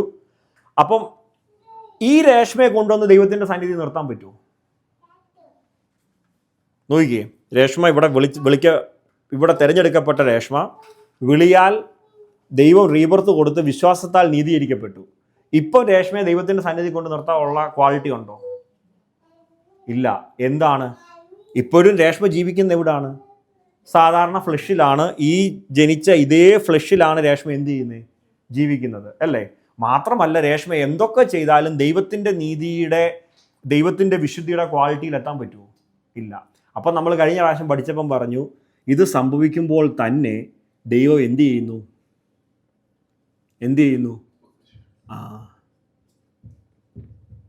പൊസിഷൻ്റെ സാങ്ക്ടിഫിക്കേഷനും സംഭവിക്കുന്നു. അപ്പോൾ ദൈവത്തിൻ്റെ സന്നിധിയിൽ രേഷ്മയെ കൊണ്ട് നിർത്താൻ ആവശ്യമായ നീതി എത്രയുമാണോ ആ നീതി മുഴുവൻ ജസ്റ്റിഫിക്കേഷൻ നടക്കുന്ന സമയത്ത് കർത്താവ് എന്ത് ചെയ്യുന്നു? രേഷ്മയുടെ മണ്ടയ്ക്കോട്ട് എടുത്തു വെക്കുന്നു. അത് അവിടെ സേഫാണ്. അത് ആരെടുത്ത് വെച്ചതാണ്? കർത്താവ് എടുത്ത് വെച്ചതായതുകൊണ്ട് തന്നെ ആർക്കും അത് എന്ത് ചെയ്യാൻ പറ്റത്തില്ല, എടുത്തു മാറ്റാൻ പറ്റത്തില്ല. അപ്പോൾ ഇത്രയും കാര്യങ്ങൾ ക്ലിയർ ആണല്ലോ. അപ്പോൾ നോക്കിക്കേ, നമ്മളിപ്പോൾ പറയും ഇപ്പോൾ ഇത് സംഭവിച്ചപ്പോൾ രേഷ്മയ്ക്ക് ചിലപ്പോൾ 20 വയസ്സാണെന്ന് അങ്ങ് വിചാരിച്ചു. ഓക്കെ, ഇത് കഴിഞ്ഞിട്ടും രേഷ്മ എന്ത് ചെയ്യുക? ഭൂമിയിൽ തന്നെ ജീവിക്കുക. ഇതിനെ നമ്മൾ എന്തു പറഞ്ഞു? നമ്മൾ പറഞ്ഞല്ലേ, രേഷ്മ ഇങ്ങനെ വന്നു, ഇവിടെ വന്നു, ഒരു ദിവസം രേഷ്മ കുറച്ച് താഴോട്ട് പോയി, വന്നു ഇങ്ങനെ പോവുക. ഇതിനെ നമ്മൾ പറഞ്ഞ എന്തായിരുന്നു? ഇത് പ്രോഗ്രസീവ് സാങ്ക്ടിഫിക്കേഷൻ എന്ന് നമ്മൾ പറഞ്ഞല്ലേ. അപ്പോൾ പ്രോഗ്രസീവ് പൊസിഷൻ്റെ സാങ്ക്ടിഫിക്കേഷൻ കഴിഞ്ഞു. ഈ പ്രോഗ്രസീവ് സാങ്ക്ടിഫിക്കേഷൻ ദൈവം നോക്കുന്നത് രേഷ്മയുടെ പ്രോഗ്രസീവ് സാങ്ക്ടിഫിക്കേഷനിൽ രേഷ്മ സ്വന്തമായിട്ട് ചെയ്തുണ്ടാക്കുന്ന നീതിയെ അല്ല ദൈവത്തിന് വേണ്ട. ദൈവത്തിന് ആവശ്യമുള്ള നീതി ദൈവം ഓൾറെഡി എന്ത് ചെയ്തു? രേഷ്മയുടെ മണ്ടയ്ക്ക് എടുത്തു വെച്ചു. പക്ഷേ ബിക്കോസ് ജസ്റ്റിഫൈഡ് ആയിട്ടുള്ള ആൾ കൺവേർഷനും കൂടെ സംഭവിക്കുന്നത് കൊണ്ട് ഈ ആൾക്ക് പിറ്റേ ദിവസം തൊട്ട് തോന്നിയ പോലെ ജീവിക്കാൻ പറ്റുമോ? ഇല്ല.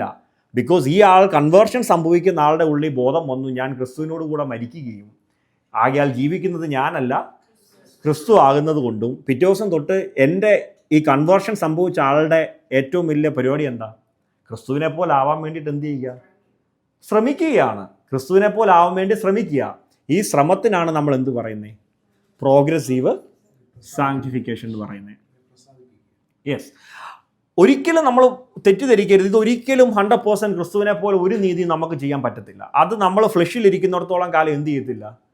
നടക്കത്തില്ല. അപ്പോൾ നമ്മൾ അന്ന് റിജുവിനോട് പറഞ്ഞു, ഉദാഹരണം ഓർക്കുന്നില്ല, എൻ്റെ അപ്പം വീഴുന്നത്, നിൻ്റെ അപ്പം വീഴുന്നതൊക്കെ. എന്തൊക്കെ ചെയ്തെന്ന് പറഞ്ഞാലും നീ ഫ്ലഷിലാണോ നിനക്ക് പറ്റത്തില്ല. നിൻ്റെ ബോഡി അങ്ങനെ ഉണ്ടാക്കി വെച്ചിരിക്കുന്നത്. പക്ഷേ അതുകൊണ്ട് ഇനിയിപ്പം ഞാൻ ചെയ്തിട്ടും കാര്യമില്ല, അവൻ്റെ അപ്പം വീണ് അവിടെ കിടന്ന് ചാവട്ടെന്ന് വിചാരിക്കുന്നതല്ല എന്ത് കൺവേർട്ടഡ് ആയിട്ടുള്ള ഒരാളുടെ mind. You try your level best to achieve ദൈവത്തിനെ ക്രിസ്തുവിൻ്റെ നീതി നിന്നിൽ ഉണ്ടാക്കാൻ നിന്നാലാവോളം നീ ശ്രമിക്കുക. പക്ഷേ അതിൽ നീ സക്സീഡ് ആവുമോ ആവാതിരിക്കുകയോ അതിന് നീ വറിയാകേണ്ട ആവശ്യമേ ഇല്ല. കാരണം ദൈവം നോക്കുന്നത് ഇതല്ല. ദൈവം നോക്കുന്നത് എന്താണ്? ഇവിടാണ് നോക്കുന്നത്. അപ്പോൾ നോക്കിക്കേ, ഇങ്ങനെ പൊക്കോണ്ടിരിക്കുമ്പം ഒരു കാര്യം കൂടെ എന്ത് ചെയ്യുന്നുണ്ട്? സംഭവിക്കുന്നുണ്ട്. ഇതിനെയാണ് എന്ത് പറയുന്നത്? ഇതിനെയാണ് പെർസീവറൻസ് എന്ന് പറയുന്നത്. സ്ഥലം ഇങ്ങനെ സൂക്ഷ്മമൊക്കെ വായിക്കാൻ. ഓക്കെ, ഇതിനെയാണ് എന്ത് ചെയ്യുന്നത്? പെർസീവറൻസ് എന്ന് പറയുന്നത്. പെർസീവറൻസ് എന്ന് പറഞ്ഞാൽ എന്താണ്? ഇവിടെ പെർസീവറൻസ് എന്ന് പറഞ്ഞാൽ കർത്താവ് നമ്മൾ എന്ത് ചെയ്യുന്നു? സെക്യൂറായിട്ട് സൂക്ഷിക്കുന്നു. മനസ്സിലായോ? അപ്പം ഈ ഒരാളെ ഇപ്പോൾ രേഷ്മ ഫെയ്ത്തിനാൽ റീജനറേറ്റഡ് ആയി, ഫെയ്ത്തിനാൽ ജസ്റ്റിഫൈഡ് ആയ രേഷ്മയുടെ മണ്ടയ്ക്ക് അപ്പം തന്നെ പൊസിഷണൽ സാങ്ക്ടിഫിക്കേഷൻ എടുത്തു വെക്കുന്നു. ഇതിങ്ങനെ പൊക്കോണ്ടിരിക്കുമ്പം ഒന്നെങ്കിൽ നമ്മളന്ന് പറഞ്ഞു ഈ ആൾ എന്ത് ചെയ്യും? മരിക്കും. അല്ലെങ്കിൽ എന്തു പറ്റും? കർത്താവ് വരും. ആ സമയത്ത് എന്ത് സംഭവിക്കുന്നു? ഇവിടെ എന്ത് സംഭവിക്കുന്നു? ഗ്ലോറിഫിക്കേഷൻ സംഭവിക്കുന്നു. അപ്പോൾ നോക്കിയേ, ഈ ഫെയ്ത്ത് തൊട്ട് ഗ്ലോറിഫിക്കേഷൻ വരെ ഇയാളെ എന്ത് ചെയ്യണം? ക്രിസ്തുവിൽ സേവ് ചെയ്ത് വെക്കണം. അത് നമ്മളാണോ സേവ് ചെയ്യുന്നത്? അല്ല. അതും എന്താണ്? ക്രിസ്തുവിൽ പരിശുദ്ധാത്മാവാണ് നമ്മൾ എന്ത് ചെയ്യുന്നത്? സേവ് ചെയ്ത് വെക്കുന്നത്.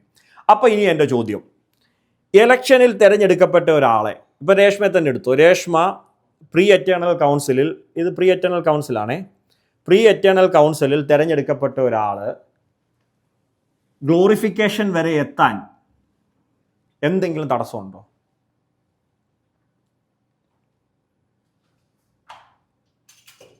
എന്തെങ്കിലും തടസ്സമുണ്ടോ? ഇല്ല. എന്തുകൊണ്ട്? കാരണം ഇതിൻ്റെ അകത്തൊന്നിലും രേഷ്മയ്ക്ക് എന്തില്ല? ഇതിൻ്റെ അകത്തൊന്നിലും രേഷ്മയ്ക്ക് ആകെ ഒരു റോൾ ഉള്ളത് എവിടാണ്? ഈ പ്രോഗ്രസീവ് സാങ്ക്ടിഫിക്കേഷനിലാണ് രേഷ്മയ്ക്ക് ആകെ ഒരു റോൾ ഉള്ളത്. പക്ഷെ അതും ദൈവം എന്ത് ചെയ്യുന്നില്ല? നോക്കുന്നില്ല. ദൈവത്തിന് നിന്റെ പ്രോഗ്രസീവ് സാങ്ക്ടിഫിക്കേഷൻ ഒന്നും വേണ്ട. കാരണം ഒരു കാലത്തും ദൈവം ഉദ്ദേശിക്കുന്ന നീതിയിലൊന്നും നമ്മൾ എന്ത് ചെയ്യത്തില്ല? എത്തത്തില്ല. ദൈവം നോക്കുന്നത് ഇതാണ്. അത് ദൈവം ഓൾറെഡി നിന്റെ മണ്ടയ്ക്ക് എടുത്തു വെക്കുകയും ചെയ്തു. അതുകൊണ്ടാണ് എന്തു പറയുന്നത്? അവൻ മുൻ നിർണയിച്ചവരെ വിളിച്ചവരെ നീതീകരിച്ചവരെ തേജസ്കരിച്ചും ഇരിക്കുന്നു. ഇത് കർത്താവിന് എവിടെ നിന്ന് പറയാം? ഭൂമിയെ ഉണ്ടാക്കുന്നതിന് മുമ്പേ ഞാൻ ഈ പറഞ്ഞ സ്റ്റേറ്റ്മെൻറ്റ് കർത്താവിന് പ്രീ എറ്റേണിറ്റി നിന്നിട്ട് പറയാം. ഞാൻ വിളിച്ചവരെ എന്ത് ചെയ്തു? നീതീകരിച്ചും തേജസ്കരിച്ചും ഇരിക്കുന്നു എന്ന് കർത്താവിന് പറയാം. കാരണം ഇതെല്ലാം ചെയ്യുന്നത് ആരാ? കർത്താവാണ് ചെയ്യുന്നത്.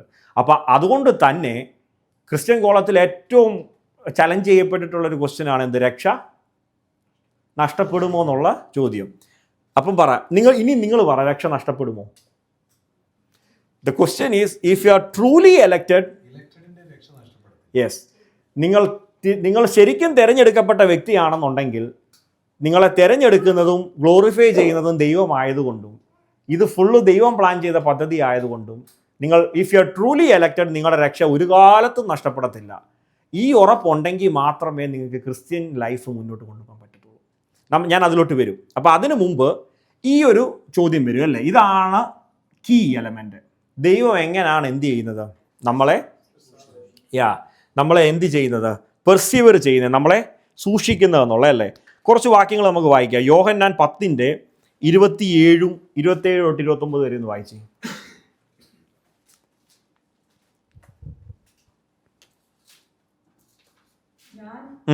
ആടുകൾ എന്റെ ശബ്ദം കേൾക്കുന്നു, ഞാൻ അവയെ അറിയുകയും അവ എന്നെ അനുഗമിക്കുകയും ചെയ്യുന്നു. ഞാൻ അവയ്ക്ക് നിത്യജീവൻ കൊടുക്കുന്നു, അവ ഒരു നാളും നശിച്ചു പോവുകയില്ല. നോക്കിയേ കർത്താവ് ഇത് ആര് പറയുന്ന? സാക്ഷാൽ യേശു കർത്താവ് പറയുക, ഞാൻ ആരാ? ഞാൻ ഇടയനാ. എൻ്റെ ആടുകൾ എന്ത് ചെയ്യും? എൻ്റെ ശബ്ദം കേൾക്കും. അവർക്ക് ഞാൻ എന്ത് കൊടുക്കും? നിത്യജീവൻ കൊടുക്കും. അവരെന്ത് ചെയ്യത്തില്ല? ഒരു നാളും നശിച്ചു പോകത്തില്ലെന്ന് ആര് പറയുക? സാക്ഷാൽ യേശു കർത്താവ് പറയുക, എൻ്റെ ആടുകൾ എന്ത് ചെയ്യും? എൻ്റെ ശബ്ദം കേൾക്കും. ഏത്? എക്സാക്ട്ലി, അതിനെയാണ് നമ്മൾ ഈ കോൾ എന്ന് പറഞ്ഞത്. കർത്താവ് നമ്മളെ വിളിക്കുമ്പോൾ ആ വിളിയാണ് എന്ത്? കോൾ. കർത്താവ് പറയുക, ഞാൻ ഇടയനാ, എൻ്റെ ആടുകൾ എന്ത് ചെയ്യും? എൻ്റെ ശബ്ദം കേൾക്കും. അവർക്ക് ഞാൻ എന്ത് കൊടുക്കും? നിത്യജീവനെ കൊടുക്കും. അവരെന്ത് ചെയ്യത്തില്ല? ഒരു നാളും എന്ത് ചെയ്യത്തില്ല? നശിച്ചു പോകത്ത് ഇല്ലെന്ന് പറയുക. യോഹന്നാൻ തന്നെ 6:37 തൊട്ട് 40 വരെ വായിച്ച്. ജോയല് ക്ലിയർ ആണോ? മനസ്സിലാവുന്നുണ്ടല്ലോ? പിതാവ് എനിക്ക് തരുന്നതൊക്കെ എന്റെ അടുക്കൽ വരും.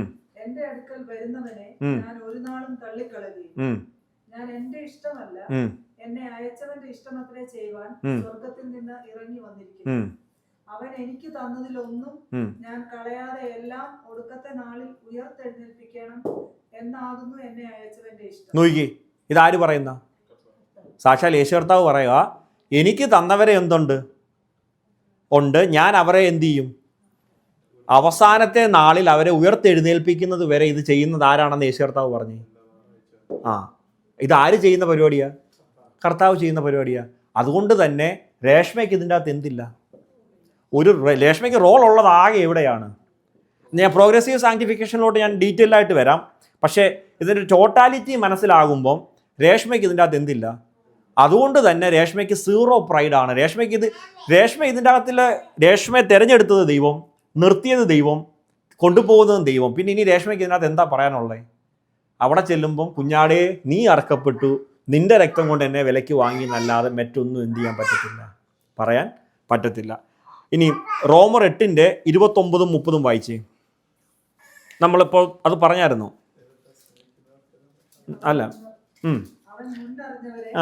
തന്റെ പുത്രൻ അനേകം സഹോദരന്മാരിൽ ആദിജാതനാകേണ്ടതിന് അവന്റെ സ്വരൂപത്തോട് അനുരൂപരാകുവാൻ മുൻനിയമിച്ചവരെ വിളിച്ചു. നോക്കിക്കേ, ഇതാണ് ആദ്യം വായിച്ച വാക്യം. എന്താണ്? Pre destination. അവൻ എന്ത് ചെയ്തു? അനേകം പേര് അവന് ആദ്യജാതന് സഹോദരന്മാരാകാൻ വേണ്ടിയിട്ട് പ്രീ ഡെസ്റ്റൈൻ ചെയ്തു. ആ പ്രീ ഡെസ്റ്റൈൻ ചെയ്തവരെ അവൻ എന്ത് ചെയ്തു? മുൻ നിയമിച്ചവരെ അവൻ എന്ത് ചെയ്തു? വിളിച്ചു. വിളിച്ചവരെ നീതീകരിച്ചു. നീതീകരിച്ചവരെ തേജസ്കരിച്ചും ഇരിക്കുന്നു. ഇതിൻ്റെ അകത്ത് എന്തെങ്കിലും ഇടയ്ക്ക് മുൻനിർണയിച്ചവരെ വിളിക്കും, അതിൽ വിശ്വസിക്കുന്നവരെ നീതീകരിക്കും, അതിൽ നേരജവേ ജീവിക്കുന്നവരെ ഗ്ലോറിഫൈ ചെയ്യുമെന്നാണോ പറഞ്ഞിരിക്കുന്നത്? അവൻ മുൻനിർണയിച്ചവരെ വിളിച്ചു, വിളിച്ചവരെ നീതീകരിച്ചു, നീതീകരിച്ചവരെ തേജസ്കരിച്ചും ഇരിക്കുന്നു. ഇത് കർത്താവിന് പറയാൻ പറ്റും. കാരണം ഇതെല്ലാം ചെയ്യുന്നത് ആരാ? കർത്താവാണ് ചെയ്യുന്നത്. ഓക്കെ, ഇനി ഫിലിപ്പി ലേഖനം 1:6 വാക്യം വായിച്ചേ.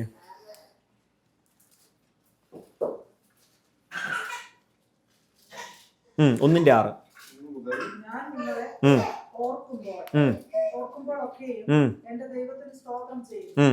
കൃപയിൽ എനിക്ക് കൂട്ടാളികളായ. ഫിലിപ്പി ലേഖനം 1:6 ആണോ?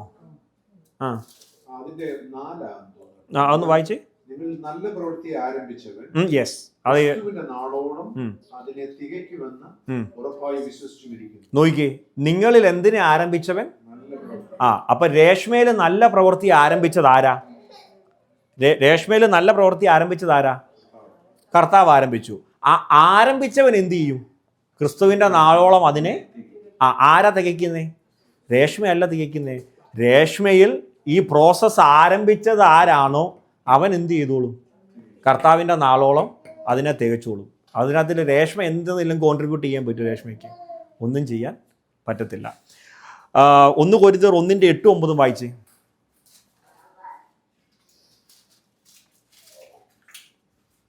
നമ്മുടെ കർത്താവായ യേശുക്രിസ്തുവിന്റെ നാളിൽ കുറ്റമില്ലാത്തവരായിരിക്കേണ്ടതിന് അവൻ നിങ്ങളെ അവസാനത്തോളം ഉറപ്പിക്കും. നോക്കിക്കേ, കർത്താവിൻ്റെ നാളിൽ നിങ്ങൾ എന്ത് ചെയ്യാതിരിക്കണം?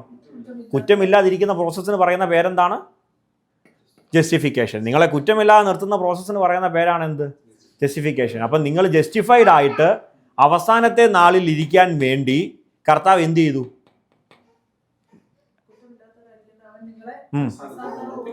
അവൻ നിങ്ങളെ എന്ത് ചെയ്യും? അവസാനത്തോളം ഉറപ്പിക്കും. ആരുറപ്പിക്കും? കർത്താവ് ഉറപ്പിക്കും. ഇവിടെ എല്ലാം പറയുന്നത് നിങ്ങളുടെ ഭാഗത്തു നിന്നുള്ള കുറച്ച് കോൺട്രിബ്യൂഷനോടെ തരണം.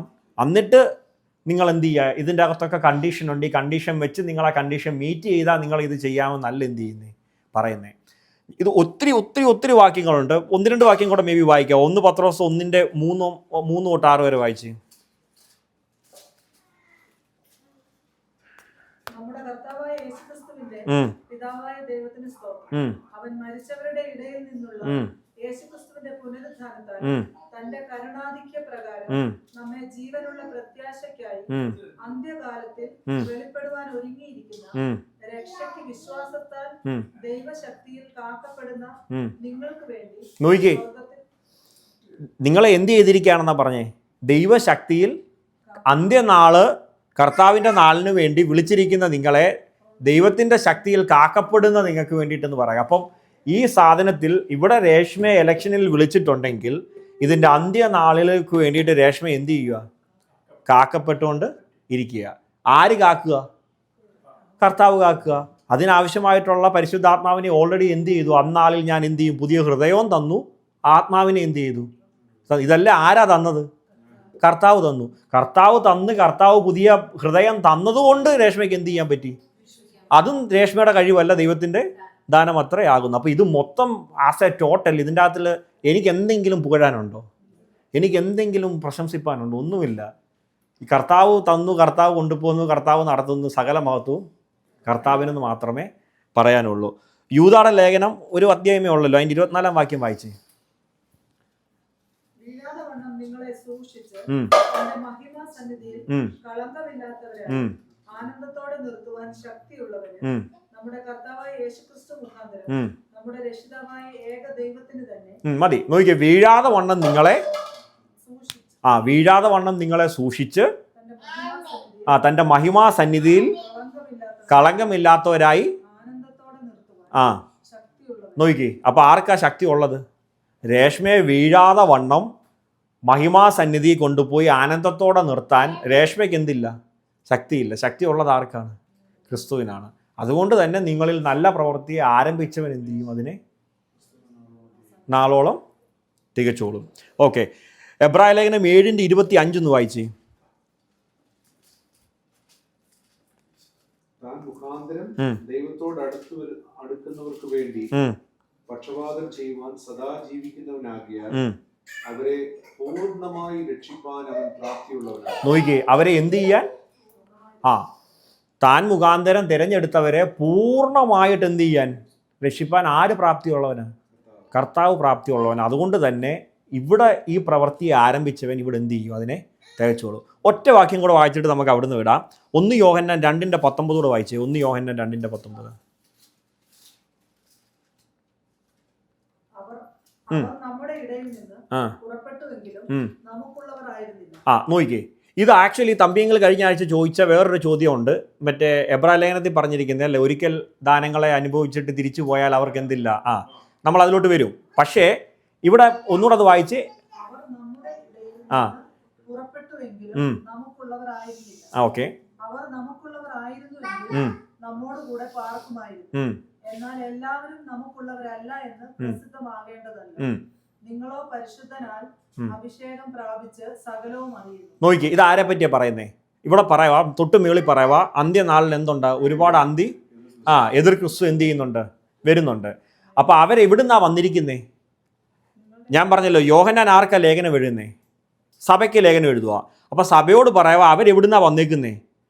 നമ്മുടെ ഇടയെന്നാ അവർ വന്നേക്കുന്നത്. പക്ഷെ അവരെന്തല്ലായിരുന്നു? അവര് നമ്മുടെ ഇടയിലുള്ളവരല്ലായിരുന്നു. അതായത് അവരെന്തല്ലായിരുന്നു? അവര് സഭയ്ക്കകത്ത് അവരുണ്ടായിരുന്നു, പക്ഷെ അവരെന്തല്ലായിരുന്നു? അവർ എലക്റ്റഡ് അല്ലായിരുന്നു. അതുകൊണ്ട് അവരെന്ത് ചെയ്തു? പുറത്തുപോയി. പക്ഷെ നമ്മളെ എന്ത് ചെയ്യും? വിളിച്ചവൻ അവസാനത്തോളം കാക്കാൻ എന്താണ്? ശക്തനാണെന്ന് പറയുക. അപ്പം ഇതേ സാധനത്തിലാണ് തമ്പ്യങ്ങൾ മുമ്പേ മേളിൽ പറഞ്ഞിരിക്കുന്ന തമ്പ്യങ്ങൾ പറഞ്ഞ ഒരു വാക്യമുണ്ട്. നമ്മളിപ്പോൾ കുറച്ച് കഴിയുമ്പോൾ അതിലോട്ട് വരും. ഇനി വായിക്കാനാണ് ഒത്തിരി ഉണ്ട്. 1 യോഹന്നാൻ 5:11, 13 അങ്ങനെ ഒത്തിരി സാധനങ്ങളുണ്ട്. പക്ഷേ ബിബ്ലിക്കലി നിങ്ങൾക്കിപ്പോൾ ഈ ഓർഡർ ഓഫ് സാൽവേഷൻ ക്ലിയർ ആണോ? ഓർഡർ ഓഫ് സാൽവേഷൻ ക്ലിയർ ആണോ? അപ്പം ഇനിയും പറ, രക്ഷ നഷ്ടപ്പെടുവോ? എന്നെ ദൈവം വിളിച്ചിട്ടുണ്ടെങ്കിൽ എന്നെ വിളിച്ച ദൈവം വിശ്വസ്തനായതുകൊണ്ട് തന്നെ അവസാനത്തോളം എന്നെ നിർത്തുന്നത് ആരാ? ആണ്. അപ്പോൾ ഇപ്പം കർത്താവ് വന്നാൽ പോകുമെന്ന് ഉറപ്പുള്ള ആരൊക്കെയുണ്ട്? ആർക്കെങ്കിലും സംശയമുണ്ടോ? ഇപ്പം കർത്താവ് വന്നാൽ എനിക്ക് ഉറപ്പാണ്. ഞാൻ പറഞ്ഞല്ലോ, നിങ്ങളുടെ വിളിയും തിരഞ്ഞെടുപ്പും നിങ്ങൾ എന്ത് ചെയ്യണം? ഉറപ്പിച്ചോണം. ഇപ്പം കർത്താവ് വന്നാൽ എനിക്ക് ഉറപ്പാണ്. ഞാൻ എന്ത് ചെയ്യും? 100% പോകും. എന്തുകൊണ്ടാണ് എനിക്ക് ആ ഉറപ്പ്? എന്തുകൊണ്ടാണ് എനിക്ക് ആ ഉറപ്പ്? അല്ല, യെസ്. ഇപ്പോൾ ഉദാഹരണം പറഞ്ഞാൽ, ഞാൻ എന്നിലേക്ക് നോക്കുകയാണെന്ന് വിചാരിക്കുക. എന്നിലേക്ക് നോക്കുമ്പം ഞാൻ എന്ത് ചെയ്യത്തില്ല? ഒരു കാരണവശാലും പോകത്തില്ല എന്നെനിക്ക് 100% ഉറപ്പാണ്. അപ്പം എനിക്ക് എന്നിലേക്ക് നോക്കുമ്പം എനിക്കൊരു സ്കോപ്പും ഇല്ലാത്തത് കൊണ്ട് തന്നെ എനിക്ക് എന്ത് വേണം? എനിക്ക് മറ്റൊരാളുടെ സഹായം വേണം ഇവിടെ, അല്ലേ? അവിടെയാണ് ക്രിസ്തുവിൻ്റെ റോൾ എവിടെ വരുന്നത്.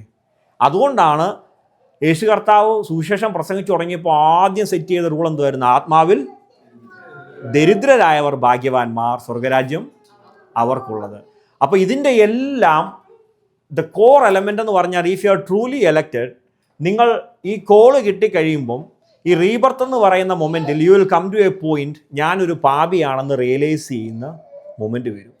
ത്രൂ ഔട്ട് നിങ്ങൾക്ക് എപ്പോഴും നിങ്ങൾ റിയലൈസ് ചെയ്യുന്ന ഒരു പോയിന്റ് എന്താണ്? ഞാനൊരു പാപിയാണെന്നും ഇതിനകത്തൊന്നും എനിക്കൊന്നും കോൺട്രിബ്യൂട്ട് ചെയ്യാൻ കഴിയില്ലെന്നും, അപ്പോൾ തന്നെ എന്നെ വിളിച്ച ദൈവം വിശ്വസ്തനാണെന്നും അന്ത്യത്തോളം എന്നെ നിർത്താൻ എന്നെ വിളിച്ച ദൈവം ശക്തനാണെന്നുമുള്ള ബോധ്യത്തിൽ പോകുമ്പോൾ ഇനി പിന്നെ എനിക്ക് എന്താണ് ടെൻഷൻ അടിക്കാനുള്ളത്?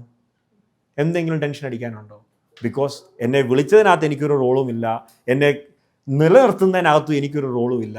എനിക്ക് ആകെ ഉള്ളത് ഒറ്റ കാര്യമേ ഉള്ളൂ, ഉറപ്പുള്ളൊരു, എബ്രായ ലേഖനത്തിൽ പറയുന്ന പോലെ ഉറപ്പുള്ള ഒരു നങ്കൂരം എനിക്കുണ്ട്. ആ നങ്കൂരം ക്രിസ്തുവിലായതുകൊണ്ട് തന്നെ എനിക്ക് ഒറ്റ കാര്യമേ ചെയ്യാനുള്ളൂ, ആ ക്രിസ്തുവിലേക്ക് നോക്കുക. അതുകൊണ്ടാണ് പറയുന്നത് വിശ്വാസത്തിൻ്റെ നായകൻ എന്ന് മലയാളത്തിൽ എഴുതിയിരിക്കുന്ന വിശ്വാസത്തിൻ്റെ ഓതറും പൂർത്തി വരുത്തുന്നതും ആരാ? അപ്പോൾ രേഷ്മയിൽ ഇവിടെ ഈ വിശ്വാസം ഓതർ എഴുതിയതാരാ? ആ ക്രിസ്തു എന്ത് ചെയ്യും? അതിനെ പൂർത്തിയാക്കിക്കോളും.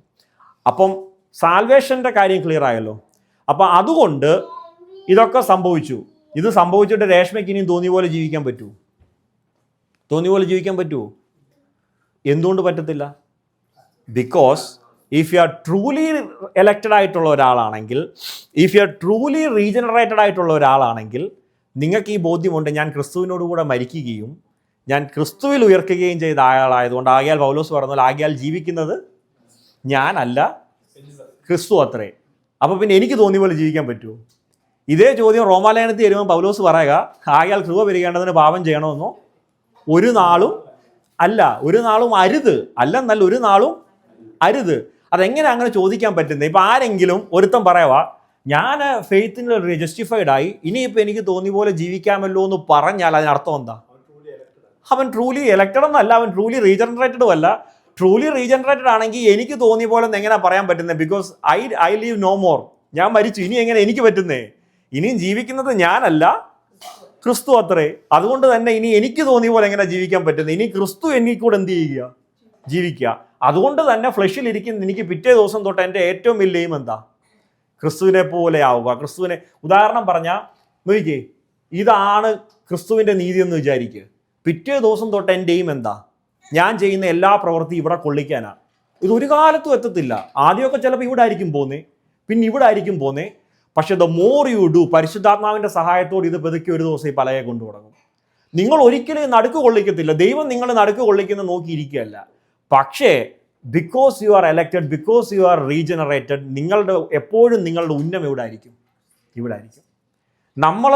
നമ്മുടെ ചെയ്യുന്ന പ്രവൃത്തികളിലെ നീതി നോക്കണ്ട. നമ്മളെപ്പോഴും നോക്കി ഒരു കാര്യം ചിന്തിച്ചാൽ മതി, എൻ്റെ ഉള്ളിലെ വാഞ്ച എപ്പോഴും ക്രിസ്തുവിൻ്റെ നീതിക്കാണോ എന്ന് മാത്രം നോക്കിയാൽ മതി.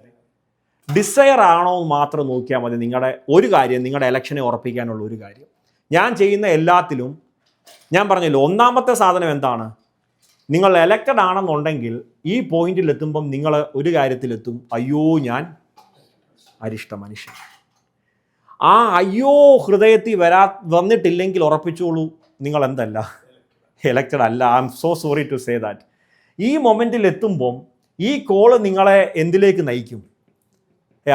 നോക്കി, യെശയ്യാവ് അതുവരെ ഇസ്രായേലിനെ നോക്കിയിട്ട് പറയാം, കാള തൻ്റെ ഉടയവനെ അറിയുന്നു, കഴുത യജമാനെ അറിയും, നീയൊക്കെ ഇങ്ങനെ നടന്നോടാന്നൊക്കെ പറഞ്ഞ് നടന്നിട്ട് ഉസിയാവ് മരിച്ച ആണ്ടിൽ ഉയർന്നും പൊങ്ങിയുള്ള സിംഹാസനത്തിൽ ഇരുന്ന ദൈവത്തെ കണ്ടിട്ട് ആ മൊമെൻറ്റിൽ യെശയ്യാവ് പറയുക, അയ്യോ ഞാൻ അശുദ്ധിയുള്ള അധരങ്ങളോട് കൂടിയ മനുഷ്യൻ എന്ന് പറയുക.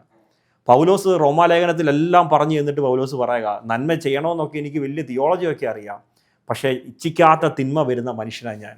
അയ്യോ ഞാൻ അരിഷ്ട മനുഷ്യൻ. ആ അയ്യോ എന്നുള്ള വിളി നിങ്ങളുടെ ഉള്ളിൽ ഉണ്ടാകുന്നുണ്ടെങ്കിൽ, നിങ്ങൾക്ക് നിങ്ങളുടെ നീതിയിൽ ഇതൊന്നും ചെയ്യാൻ കഴിയത്തില്ലെന്നുള്ള ബോധം ഉണ്ടാകുന്നുണ്ടെങ്കിൽ, നിങ്ങൾ ക്രിസ്തുവിൻ്റെ നീതിയിലേക്ക് നോക്കുന്നുണ്ടെങ്കിൽ, മറ്റേ സ്പ്രൗളൊക്കെ പറയുന്നത് പോലെ വെൽക്കം ടു ദ ക്ലബ്. ഇവിടെയാണ് എന്ത്, ഇതിനകത്തൊന്നും നമുക്കെന്തില്ല, ഒരു റോളും ഇല്ല. ഇനി എന്തുകൊണ്ടാണ് ഈ അഷ്വറൻസ് ഓഫ് സാൽവേഷൻ നമുക്ക് വേണ്ടത്? ഇപ്പം ഞാനൊരു മനുഷ്യനാണ്, ഞാൻ എൻ്റെ കാര്യം പറയുന്നത്, ഞാൻ ഒരു മനുഷ്യനാണ്. ഞാൻ നാളെ തൊട്ട് ജീവിക്കുമ്പം ജഡത്തിൻ്റെതായ പാപസ്വഭാവങ്ങൾ എന്തുണ്ടാവും? എന്നിൽ ഒരുപാടുണ്ടാവും അല്ലേ? എന്നിൽ അസൂയുണ്ട്, കുശുമ്പുണ്ട്, യു നെയിം ഇറ്റ്, എല്ലാം എന്തുണ്ട്? എന്നിലുണ്ടല്ലേ? അപ്പോൾ ഓരോ ദിവസവും ഞാൻ എന്നിലോട്ടാണ് നോക്കുന്നതെന്നുണ്ടെങ്കിൽ, രാവിലെ എണ്ണീക്കുമ്പം ഒരു വാട്സാപ്പിൽ ഒരു മെസ്സേജ് കണ്ടു, ഭയങ്കരമായിട്ട് സ്പിരിച്വലി മോട്ടിവേറ്റഡ് ആയി. 10 മിനിറ്റ് കഴിഞ്ഞ് പല്ല് തേച്ചപ്പോൾ ആ പ്രതീക്ഷ പോയി. കാരണം ഞാൻ എന്നിലോട്ട് നോക്കുക. അപ്പോൾ എന്നിലോട്ട് നോക്കുമ്പോൾ എന്നെ കൊണ്ട് ഇതിനൊന്നും കൊള്ളത്തില്ല, ഞാൻ എന്താണ്, എലക്റ്റഡ് അല്ല. ഉച്ചയാകുമ്പോൾ പിന്നെ ഒരിത് വന്നു. ഇങ്ങനെയല്ല എന്ത് സാൽവേഷൻ വർക്ക് ചെയ്യുന്നത്. If you are truly elected ആണ്, നിങ്ങൾക്ക് ഈ ട്രൂ അഷ്വറൻസ് ഉണ്ടെങ്കിൽ, നോ മാറ്റർ വാട്ട്, നിങ്ങൾ എത്ര താഴെയാണെങ്കിലും എന്താണ്. ഇതുകൊണ്ടാണ് ദാവീദിനെ പോലെ വീണ ഒരു മനുഷ്യനെ ബൈബിളിൽ ഞാൻ കണ്ടിട്ടില്ല. പക്ഷേ ദാവീദിൻ്റെ ഉള്ളിൽ എന്തുണ്ടായിരുന്നു? ദൈവമേ, നിൻ്റെ ആത്മാവിനെ എന്നിൽ നിന്ന് എടുക്കരുതേ. ദാവീദ് പറയാം, തകർന്നും നുറുങ്ങിയും ഇരിക്കുന്ന ഹൃദയത്തെ ദൈവമേ നീ നിരസിക്കുകയില്ല. നിങ്ങൾക്ക് ഞാൻ പറഞ്ഞല്ലോ, if you have the true assurance of salvation, നിങ്ങൾക്ക് നഷ്ടപ്പെടുന്നത്, ഇപ്പം നോക്കിയാൽ രേഷ്മ ഇവിടുന്ന് എന്ത് പറ്റി? ഫെയ്ത്തിലാൽ ജസ്റ്റിഫൈഡ് ആയി. അപ്പം തൊട്ട് രേഷ്മ ഇങ്ങനെ കയറി പോവാ. ഇവിടെ വന്നപ്പോൾ രേഷ്മ എന്ത് ചെയ്തു? മുമ്പൊന്ന് താഴോട്ട് പോയി. അപ്പോൾ ഓക്കെ, രേഷ്മ എന്നെ കൊണ്ട് ഇതിനൊന്നും കൊള്ളത്തില്ല, ഭ്രാന്ത്, ഞാൻ കളഞ്ഞിട്ട് പോവാണെന്ന് ചിന്തിക്കുന്നതല്ല ക്രിസ്തീയ ജീവിതം. ഈ മൊമെൻറ്റിൽ വരുമ്പോൾ എന്താണ് Reshma, if you are truly elected, ഈ ഫുൾ പ്രോസസ്സും രേഷ്മയുടെ കയ്യിലല്ല കർത്താവിൻ്റെ കയ്യിലാണെന്ന് ബോധ്യമുള്ള ഒരാൾ ഈ പോയിന്റിൽ എന്താ ചെയ്യുന്നത് അറിയാമോ? ദാവീദിനെ പോലെ പോയി പറയും, കർത്താവേ ഞാൻ അരിഷ്ട മനുഷ്യൻ, അയ്യോ ഞാൻ അരിഷ്ട മനുഷ്യൻ. ദാവീദിനെ പോലെ പറയും, തകർന്നും നുറുങ്ങിയും ഇരിക്കുന്ന ഹൃദയത്തെ ദൈവമേ നീ നിരസിക്കുകയില്ലല്ലോ എന്ന്. പക്ഷെ അത് പറയാൻ എന്തു വേണം? തകർന്നും നുറുങ്ങിയും ഇരിക്കുന്ന ഹൃദയം വേണം. ആ തകർന്നും നുറുങ്ങിയും ഇരിക്കുന്ന ഹൃദയത്തെയാണ് എന്ത് പറയുന്നത്? റിപ്പൻറ്റൻസ് എന്ന് പറയുന്നത്. If you are truly elected, ഈ പ്രോസസ്സിൻ്റെ ആഴം നിങ്ങൾക്ക് മനസ്സിലാകുന്നുണ്ടെങ്കിൽ, നിങ്ങൾക്ക് ഓട്ടോമാറ്റിക്കലി അയ്യോ ഞാൻ പാപി എന്നുള്ള ബോധം ഉണ്ടാവുകയും, ഓരോ സെക്കൻഡിലും നമ്മൾ പാപിയാണെന്ന് റിയലൈസ് ചെയ്യുകയും കർത്താവിൻ്റെ നീതിയിൽ ആശ്രയിക്കുകയും ചെയ്യുന്ന പ്രോസസ്സാണ് എന്ത്? സാൽവേഷൻ. അതുകൊണ്ട് തന്നെ നിങ്ങളിൽ നല്ല പ്രവൃത്തി ആരംഭിച്ചവൻ എന്ത് ചെയ്തോളൂ? അതിനെ തികച്ചോളൂ. അതുകൊണ്ട് തന്നെ അയ്യോ രക്ഷ നഷ്ടപ്പെട്ടു പോവും, ഞാൻ നാളെ നന്നായിട്ട് ജീവിച്ചില്ലെങ്കിൽ രക്ഷ നഷ്ടപ്പെട്ടു പോകും. ഞാൻ നന്നായിട്ട് ജീവിച്ചത് കൊണ്ടാണോ എനിക്ക് രക്ഷ കിട്ടിയത്? ആണോ? അല്ല. അതുകൊണ്ട് തന്നെ എൻ്റെ പ്രവൃത്തി നോക്കിയിട്ടല്ല തന്നതെന്നുണ്ടെങ്കിൽ എൻ്റെ പ്രവൃത്തി ബേസ് ചെയ്തിട്ട് ഇത് എന്ത് ചെയ്യത്തില്ല, പോവുകയും ഇല്ല. അതുകൊണ്ട് തന്നെ എനിക്ക് തോന്നിയ പോലെ ജീവിക്കാമെന്നും അല്ല എന്ത് ഇതിൻ്റെ അർത്ഥം. നിങ്ങൾ ജസ്റ്റിഫൈഡ് ആയ മൊമെൻ്റ് തൊട്ട് നിങ്ങൾക്ക് ഗ്ലോറിഫിക്കേഷൻ സംഭവിക്കുന്ന മൊമെൻ്റ് വരെ നിങ്ങൾക്ക് എന്തുണ്ട്? പ്രോഗ്രസീവ് സാങ്ക്ടിഫിക്കേഷനുണ്ട്. ഈ പ്രോഗ്രസീവ് സാങ്ക്ടിഫിക്കേഷനിൽ നിങ്ങൾ എന്താ ചെയ്യുന്നത്? ക്രിസ്തുവിനെ എയിം ചെയ്ത്, കാരണം നിങ്ങളെ വിളിച്ചിരിക്കുന്ന പ്രീ ഡെസ്റ്റൈൻ ചെയ്തിരിക്കുന്ന എന്തിനാ? കൺഫോമിറ്റി ടു ക്രൈസ്റ്റ്, ക്രിസ്തുവിനോട് അനുരൂപപ്പെടാനാണ് നിങ്ങളെ ഇവിടെ വിളിച്ചിരിക്കുന്നത്. അപ്പം ഇനി നിങ്ങൾക്ക് ആകെയുള്ള ലൈഫിൽ ഒരേ ഒരു എയിമേ ഉള്ളൂ, എന്താണ്? എങ്ങനെയെങ്കിലും ക്രിസ്തുവിനെ പോലെ ആവുക. ക്രിസ്ത്യാനിയുടെ ഒരേ ഒരു ഉദ്ദേശം എന്താ? സ്വർഗത്തിൽ പോകുക എന്നല്ല. നിങ്ങൾ ക്രിസ്തുവിൻ്റെ പോലെ ആയാൽ മതി. ക്രിസ്തുവിനെ പോലെ ആകുമ്പം ഗ്ലോറിഫിക്കേഷനിൽ എന്തോ സംഭവിക്കുന്നത്? ഗ്ലോറിഫിക്കേഷന് നിങ്ങൾ എന്താ, ലിറ്ററലി നിങ്ങളൊരു ക്രിസ്തുവിനെ പോലെ ആവുക. ക്രിസ്തു സ്വർഗത്തിൽ ഇരിക്കുന്നതുകൊണ്ട് നമ്മൾ അന്നേരം സ്വർഗത്തിലാവുന്നതേ ഉള്ളൂ. നമ്മുടെ ക്രിസ്ത്യാനിയുടെയും സ്വർഗത്തിൽ പോകുക എന്നുള്ളതല്ല, ക്രിസ്ത്യാനിയുടെയും കൺഫോമിറ്റി ടു ക്രൈസ്റ്റ്, ക്രിസ്തുവിനെ പോലെ ആവുക.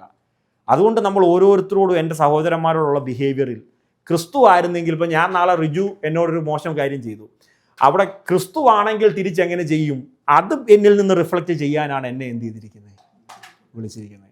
പക്ഷേ ഞാൻ എത്രയൊക്കെ ചെയ്താലും ക്രിസ്തു ആവുന്നതിൻ്റെ 1000-1 പോലും എത്തത്തില്ല. പക്ഷെ ദൈവം അത് നോക്കുന്നില്ല. ഞാൻ മേക്ക് ഷുവർ ചെയ്യേണ്ടത് ഞാൻ ഇവിടെ ആണോ എയിം ചെയ്യുന്നതെന്ന് മാത്രമാണ് എന്ത് ചെയ്യുന്നത്, ഞാൻ നോക്കേണ്ടത്. എൻ്റെ ഉദ്ദേശം ഇവിടത്തേക്ക് ഇങ്ങനെ ഓങ്ങുക, അവിടെ ആ സെൻറ്റർ പോയിന്റ് നോക്കി എറിയുക. പക്ഷെ അത് 7 അയലത്ത് ഇവിടെ എത്തത്തില്ല, മേ ബി ആ ബോർഡെ പോലും കൊള്ളത്തില്ലായിരിക്കാം. It's okay, as long as നിങ്ങളുടെ ഹൃദയത്തിൽ ഈ സെൻറ്റർ പോയിന്റിലേക്കുള്ള വാഞ്ച ഉണ്ടെങ്കിൽ വെൽക്കം ടു ദ ക്ലബ് എന്നല്ലാതെ നമുക്ക് എന്ത് പറയാം. ഇതൊന്നും നമ്മുടെ കഴിവോ മിടുക്കോ ഒന്നുമല്ല. ഇതെല്ലാം നമ്മൾ നല്ല പ്രവൃത്തിയെ തുടങ്ങിയ കർത്താവ് എന്ത് ചെയ്യും, തികച്ചോളും. അപ്പം ആരുടെയെങ്കിലും മനസ്സിൽ ഞാൻ പറഞ്ഞല്ലോ, എന്തെങ്കിലും രക്ഷ നഷ്ടപ്പെട്ടു പോകുമോ എന്നുള്ളൊരു പേടി ഉണ്ടെങ്കിൽ ബൈബിൾ അങ്ങനെയല്ല പഠിപ്പിക്കുന്നത്. ഇതൊന്നും എൻ്റെ കഴിവിനാലും മിടുക്കിനാലും അല്ലാത്തത് കൊണ്ട് തന്നെ if you are truly elected, B 100% sure. ഇപ്പം കാഹളം ധ്വനിച്ചാൽ ആദ്യം ഇവിടെ ഇരിക്കുന്നവരുടെ കൂട്ടത്തിൽ ഞാനായിരിക്കും പോകുന്നത്. കാരണം നിങ്ങളെക്കാട്ടിലെല്ലാം വലിയ പാപി ഞാനാണെന്നും നിങ്ങളെക്കാട്ടിലും കൂടുതൽ ഗ്രേസ് എൻ്റെ മണ്ടയ്ക്ക് കർത്താവിന് ഇടേണ്ടി വരുന്നത് കൊണ്ടും ആദ്യം പോകുന്നത് ഞാനാണെന്ന് ഞാൻ പൂർണ്ണമായിട്ടും വിശ്വസിക്കുന്നു. ഇത് വിശ്വസിക്കാൻ, ഇതുകൊണ്ടാണ് യോഹന്നാൻ പറഞ്ഞ കർത്താവ് ഏറ്റവും സ്നേഹിച്ച ശിഷ്യൻ ആരായിരുന്നു? യോഹന്നാൻ ആണെന്ന് ആരാ പറഞ്ഞത്? യോഹന്നാൻ പറയുക. നമുക്കത് പറയണം, യോഹന്നാൻ കള്ളം പറഞ്ഞതാ. യോഹന്നാനെക്കാട്ടിലും കർത്താവ് സ്നേഹിക്കുന്ന എന്നെയാണ്. കാരണം യോഹന്നാനെക്കാട്ടിലും പാപി ഞാനാണെന്നും എന്നെ സ്നേഹിക്കാൻ യോഹന്നാൻ്റെ മണ്ടക്കിട്ടതിനെക്കാട്ടിലും കൃപ കർത്താവിന് ചൊരിയേണ്ടി വരുമെന്നുള്ള ബോധം ഓരോ ക്രിസ്ത്യാനിയുടെ ഉള്ളിലുണ്ടായിരിക്കണം. അതുകൊണ്ട് തന്നെ അഷ്വറൻസ് ഓഫ് സാൽവേഷൻ ഉണ്ടാവുക എന്നത് ഒരു സക്സസ്ഫുൾ ക്രിസ്ത്യൻ ലൈഫിന് മസ്റ്റാണ്. ഇല്ലാന്നുണ്ടെങ്കിൽ പിറ്റേ ദിവസം രാവിലെ എണീക്കുമ്പം ഞാൻ എന്നിലേക്ക് തന്നെ നോക്കുമ്പോൾ എന്നെ കൊണ്ട് ഇത് കൊള്ളത്തില്ല, എന്നെ വിളിച്ചിട്ടില്ല, നമ്മൾ നമ്മുടെ വിളിയെ എന്ത് ചെയ്യും, സംശയിച്ചുകൊണ്ടിരിക്കും. നമ്മൾ ക്രിസ്തു എന്ന നങ്കൂരത്തിലോട്ട് നോക്കുമ്പം എവരിതിങ് ഈസ് ആങ്കേർഡ് ദെയർ.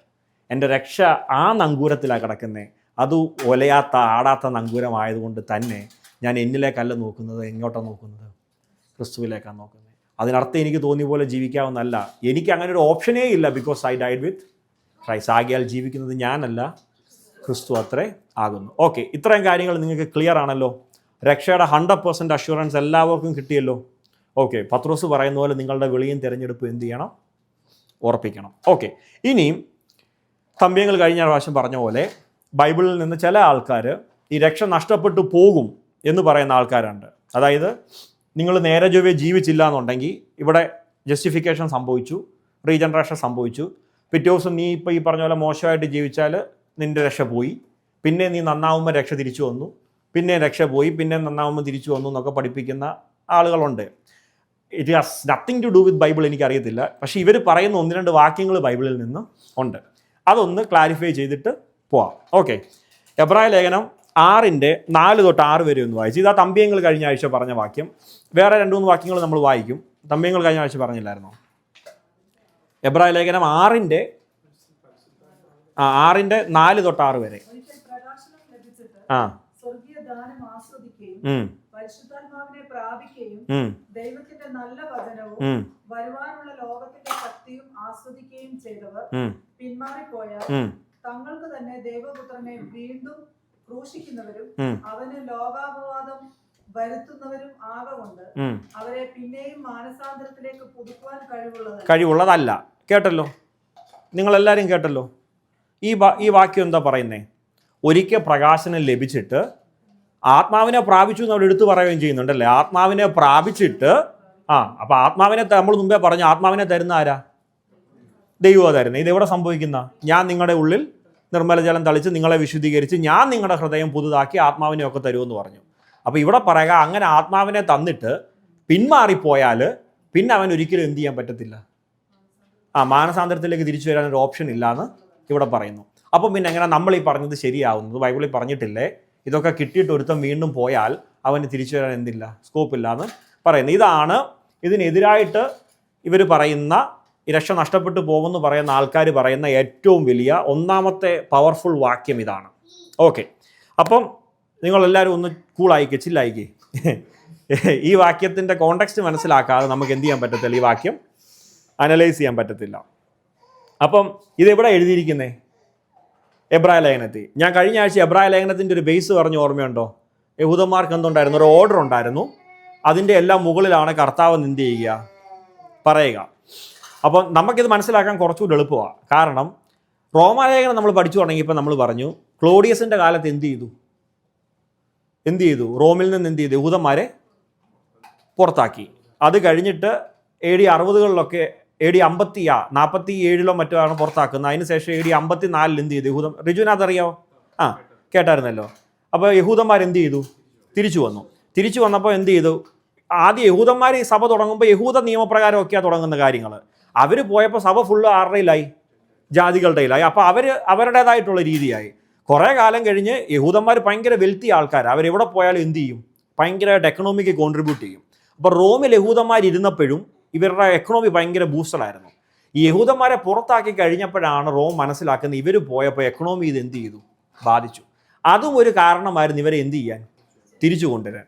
അപ്പോൾ ഇവർ വന്നു കഴിഞ്ഞപ്പോൾ ഇവർക്കൊക്കെ ഇവിടെ നല്ല വെൽത്തുള്ള ആൾക്കാരാണ്. ഇവർ തിരിച്ചു വന്നപ്പം ചർച്ചിനകത്ത് ഇപ്പം ആരുടെ മേൽക്കോയ്മയായി? ജെൻഡെയിൽസിൻ്റെ മേൽക്കോയ്മയായി. അപ്പോൾ ഇവർ തമ്മിൽ ഈ പ്രശ്നം നടക്കുമ്പോഴാണ് പൗലോസ് എന്തെഴുതുന്നേ? റോമർക്ക് ലേഖനം എഴുതുന്നത്. യഹൂദനൊന്നും ഇല്ല, യവനൊന്നും ഇല്ല, നിങ്ങൾ രണ്ടും പാപികളാ, ക്രൂശിൻ്റെ മറവിൽ പോയാലേ ഓപ്ഷൻ ഉള്ളൂ എന്ന് പറയുന്നു. ഓക്കെ, അപ്പോൾ ഇതായത് നമ്മൾ റോമാലേഖനത്തിന് പഠിച്ചേ. അപ്പോൾ ഇതുകൊണ്ട് ഇവിടെ നിൽക്കുന്നില്ല. ഓക്കെ, ഇതുകൊണ്ട് ഇവിടെ തീരാതെ ഇങ്ങനെ മുന്നോട്ട് പോയി ഇവർ തമ്മിലുള്ള പ്രശ്നം മുന്നോട്ട് പോകും. പൗലോസിൻ്റെ ഒരു ലേഖനം വല്ലതും കിട്ടിയ ഇവർ നന്നാവുമോ?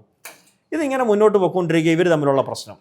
അപ്പോൾ ഈ യഹൂദ ക്രിസ്ത്യാനികളും ക്രിസ്ത്യാനികളും തമ്മിലാണല്ലോ ഈ പ്രശ്നം നടക്കുന്നത്. ഇവരുടെ പ്രശ്നം മൂത്ത് വന്നപ്പോൾ ഈ റോമിനൊരു പ്രത്യേകതയുണ്ട്. റോം പവർഫുൾ ആയതുകൊണ്ട് റോം ഭരിക്കുന്നിടത്തെല്ലാം സമാധാനം കൊണ്ടുവരും. അതുകൊണ്ടാണ് പാക്സ് റൊമാനിയ എന്നുള്ള വാക്ക് വളരെ ഇമ്പോർട്ടൻ്റ്. റോമൻ പീസ് എന്നാണ് അതിനർത്ഥം.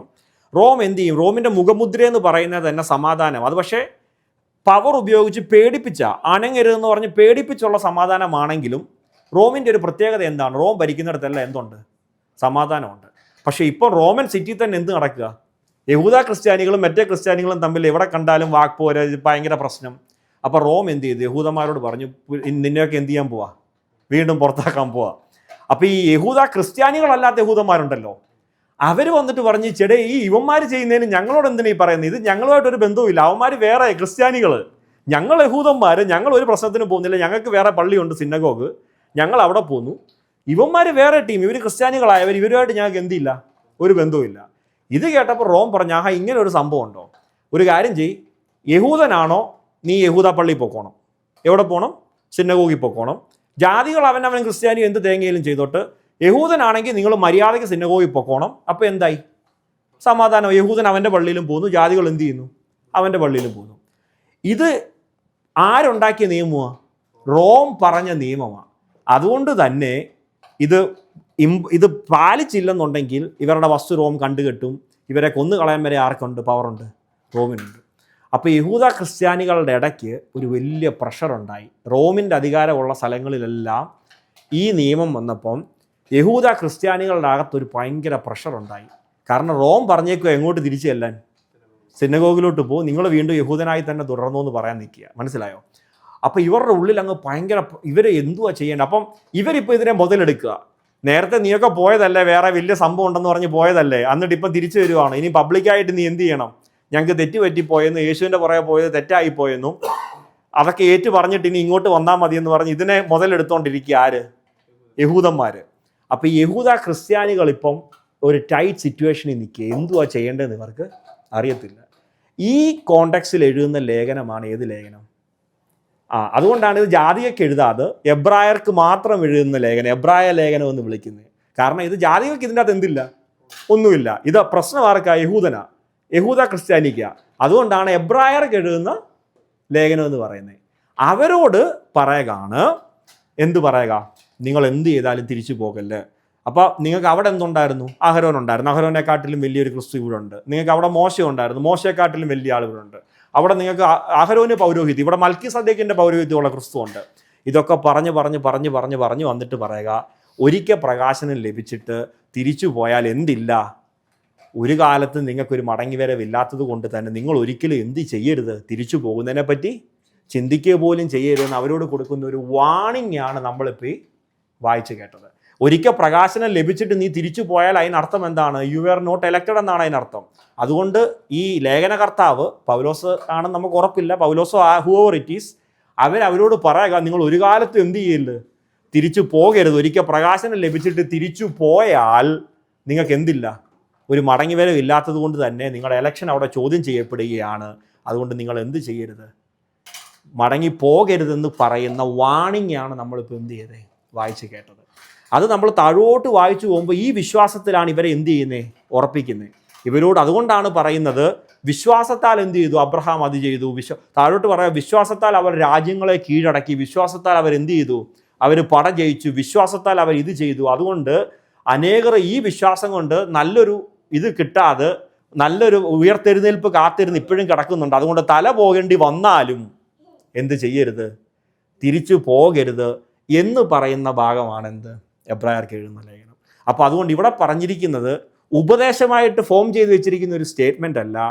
ഒരു പ്രശ്നത്തിൽ നിൽക്കുന്ന യഹൂദനോട് പറയുകയാണ്, നീ എന്ത് ചെയ്യരുത്? തിരിച്ചു പോകരുത്. അങ്ങനെ പോയാൽ ഒരിക്കലും തിരിച്ചു വരാൻ കഴിയാത്ത ഒരു വലിയ വിശ്വാസ ഉപദേശം വിട്ടിട്ടാണ് നിങ്ങൾ പോകുന്നതെന്നും അതുകൊണ്ട് പോകരുതെന്നും പറയുന്ന വാണിംഗ് ആണിത്. അല്ലാതെ ഇത് എന്തല്ല, ഒരു ഉപദേശമോ സ്റ്റേറ്റ്മെൻ്റായിട്ടോ അല്ല അവിടെ പറഞ്ഞിരിക്കുന്നത്. ആ വാക്യം ക്ലിയർ ആണോ? ഞാൻ പറഞ്ഞല്ലോ, കോണ്ടക്സ്റ്റിൽ നിന്ന് അടർത്ത് മാറ്റിയിട്ട് നമ്മൾ അതിനെ അങ്ങനെ കണ്ടാൽ, ആ എബ്രായ ലേഖനത്തിൻ്റെ മൊത്തം ടോട്ടാലിറ്റിയും ചേർത്ത് വെച്ചാൽ സിമ്പിളാണിത് മനസ്സിലാക്കാൻ. അത് ക്ലിയർ ആണോ? തമ്യങ്ങൾ അത് ക്ലിയർ ആണല്ലോ.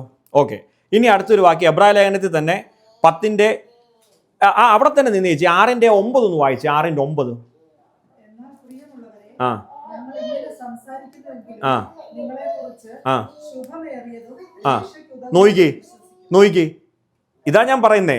തൊട്ട് 2 വാക്യം താഴത്തെ വായിച്ചാൽ തീരാവുന്ന പ്രശ്നമേ ഉള്ളൂ ഈ മേളത്തെ സംശയം. മേളിൽ പറയുക, ഒരിക്കൽ പ്രകാശനം ലഭിച്ചിട്ട് തിരിച്ചു പോയാൽ എന്തില്ല?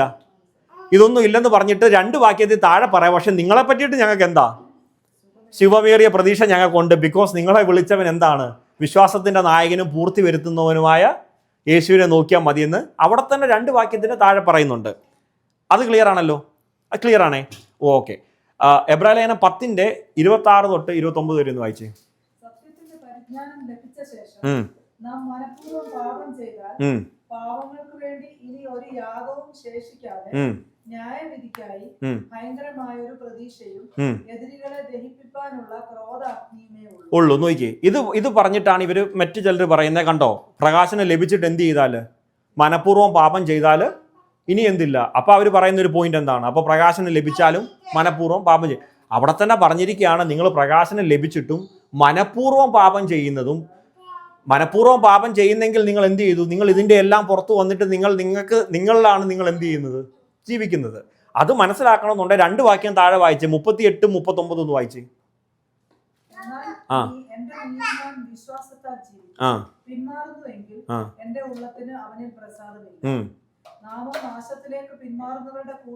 നോക്കിക്കേ, മേളി പറഞ്ഞിട്ട് പറയാ, ചിലര് പിന്മാറിപ്പോവും. പക്ഷെ ഇവരോട് പറയാം, നാം എന്തല്ല? പിന്മാറുന്നവരുടെ കൂട്ടത്തിലല്ല.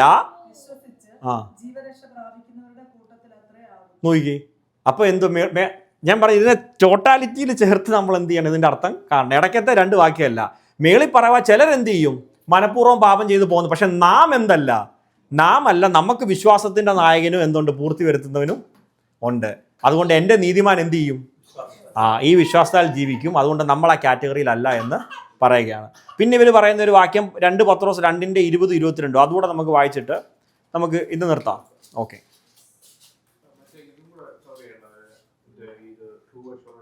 ട്രൂ അഷുറൻസ് അത് നമുക്ക് ഇന്ന് സമയമുണ്ടോ? നമുക്ക് അടുത്ത ആഴ്ച കവർ ചെയ്യാം. ഏത് ഞാൻ തീർക്കാമെന്ന വിചാരിച്ച ഈ സാധനം. പക്ഷേ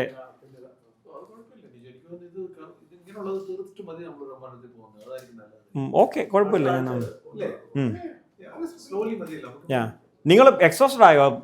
ഇത് തല കയറാത്ത സെറ്റപ്പ് ആയോ? ഇല്ല. ഓക്കെ, അതെ. 2 പത്രോസ് 2:20 തൊട്ട് 22 വരെ. കർത്താവും രക്ഷിതാവുമായ യേശുക്രിസ്തുവിന്റെ പരിജ്ഞാനത്താൽ ലോകത്തിന്റെ മാലിന്യം വിട്ടോടിയവർ അതിൽ വീണ്ടും കുടുങ്ങി തോറ്റുപോയ അവരുടെ ഒടുവിലത്തെ സ്ഥിതി ആദ്യത്തേതിനേക്കാൾ അധികം വഷളായിപ്പോയി. തങ്ങൾക്ക് ഏൽപ്പിച്ചു കിട്ടിയ വിശുദ്ധ കൽപ്പനയെ നീതിയുടെ വഴി അറിഞ്ഞ ശേഷം വിട്ടുകളയുന്നതിനേക്കാൾ അവർ അറിയാതിരിക്കുന്നത് അവർക്ക് നന്നായിരിക്കും. നോക്കിയേ, ഇത് it's not a big deal. ഇത് ആൾക്കാർ, എനിക്കറിയത്തില്ല എന്തുകൊണ്ടാണ് ഇവർക്ക് ഇത് വായിക്കുമ്പം ഇതിൻ്റെ പുറത്തു പോകുന്ന പോലെ ഫീൽ ചെയ്യുന്നത് എനിക്കറിയത്തില്ല. C, all these are like എന്താണ്, വാർണിങ്സ് ആണ്, മനസ്സിലായോ? ഇത് ഇവിടെ പറയുകയാണ് അങ്ങനെ പോകുന്നവരെന്താണ്, ഇതിനെ വിട്ടു പോകുന്ന ആൾക്കാരാണെന്നും. പത്രോസിന്റെ ലേഖനം തന്നെ ഇതിന്റെ 1:1 വായിച്ചു, എങ്ങനെ തുടങ്ങുന്നതെന്ന് വായിച്ചു. ഇത് ആർക്കാ എഴുതുന്നത്? ആ ആ നമ്മുടെ ദൈവത്തിന്റെ രക്ഷിതാവായ യേശുക്രിസ്തുവിന്റെയും നീതിയാൽ ഞങ്ങൾക്ക് ലഭിച്ചതുപോലെ അതേ വിലയേറിയ വിശ്വാസം ലഭിച്ചവർക്ക്. നോക്കി, ആർക്കാ എഴുതുന്നേ? ഇതേ വിലയേറിയ വിശ്വാസം ലഭിച്ചവർക്കാണ് എഴുതുന്നത്. അപ്പം മറ്റേടത്ത് പറയുന്നത് വിശ്വാസം ഇല്ലാതെ ആരെങ്കിലും പോയാൽ അവനെപ്പറ്റി നമുക്കൊന്നും ചെയ്യാൻ പറ്റത്തില്ല എന്ന് പറഞ്ഞിട്ട് വിലയേറിയ വിശ്വാസം ലഭിച്ചവർക്കാണ് എന്ത് ചെയ്യുന്നത്, ഈ പറയുന്നത്. അപ്പം അതുകൊണ്ട് തന്നെ വിലയേറിയ വിശ്വാസം നിങ്ങൾക്ക് ലഭിച്ചെങ്കിൽ അത് നിങ്ങളുടെ മെറിറ്റ് അല്ല, കർത്താവിൻ്റെ ദാനം അത്രയാകുന്നു. അതുകൊണ്ട് തന്നെ നിങ്ങളിൽ നല്ല പ്രവൃത്തിയെ ആരംഭിച്ചവൻ അതിനെ അവസാനത്തോളം സൂക്ഷിച്ചുകൊള്ളു. അപ്പം ആ ഒരു കോൺസെപ്റ്റ് കംപ്ലീറ്റ്ലി ക്ലിയർ ആണല്ലോ. ഓക്കെ, ഇനിയും ഇപ്പോൾ സ്വാഭാവികമായിട്ട് ഒരു ചോദ്യം വരാം. അപ്പോൾ ഒരു ചർച്ചിനകത്തിൽ വരുന്ന എല്ലാവരും ഈ കാറ്റഗറി വരുന്ന ആൾക്കാരാണോ എന്ന്? ഫോർ ഷുവർ അല്ല, 100% അല്ല. കാരണം കർത്താവ് തന്നെ പറഞ്ഞിട്ടുണ്ട്, എന്ത്, ഒടുക്കത്തെ നാൾ എൻ്റെ അടുത്ത് വന്നിട്ട് കർത്താവേ കർത്താവേ നിന്റെ നാമത്തിൽ എന്ത്. പിന്നെ കർത്താവ് അതാണ് ടെക്നിക്ക്. ബിബ്ലിക്കലി കറക്റ്റ് അങ്ങനെയാണ്. ഭൂമിയിൽ നമ്മൾ പറയുന്ന ഓർഗനൈസേഷൻസ്, കർത്താവിൻ്റെ മണവാട്ടി സഭയ്ക്കകത്തിൽ ഓഫ് കോഴ്സ് എലക്റ്റഡ് ആൾക്കാർ മാത്രമേ ഉള്ളൂ. നമ്മളീ പറയുന്ന സോ കോൾഡ് ഓർഗനൈസേഷൻസിൽ ഈ പറയുന്ന എന്തുണ്ട്, അത് ഒരുപാട് നമ്മൾ അതിലേക്ക് വരും. നമ്മൾ 4 ടൈപ്പ് ആൾക്കാരെ പറ്റി നമ്മൾ കാണും ഈ സാൽവേഷൻ്റെ കേസിൽ. അതായത് സേവ്ഡ് ആണ്, അവർക്ക് എന്തുണ്ട്, അവർക്ക് നല്ല ബോധമുണ്ട് അവരെന്താണെന്ന്, സേവ്ഡ് ആണെന്ന്. സേവ്ഡ് അല്ല, അവർക്ക് എന്തുണ്ട്, നല്ല ബോധമുണ്ട് അവർ സേവ്ഡ് അല്ലെന്ന് ബോധമുള്ള ആൾക്കാരും ഉണ്ട്. സേവ്ഡ് ആണ് പക്ഷേ ഇപ്പോഴും അത് അറിയാത്ത ആളുകളുണ്ട് നമുക്ക് ചുറ്റും. അവർ ഇതിൻ്റെ അകത്തിലുള്ളവരാ, പക്ഷെ അവരിപ്പോഴും എന്ത് ചെയ്തിട്ടില്ല, അറിഞ്ഞിട്ടില്ല.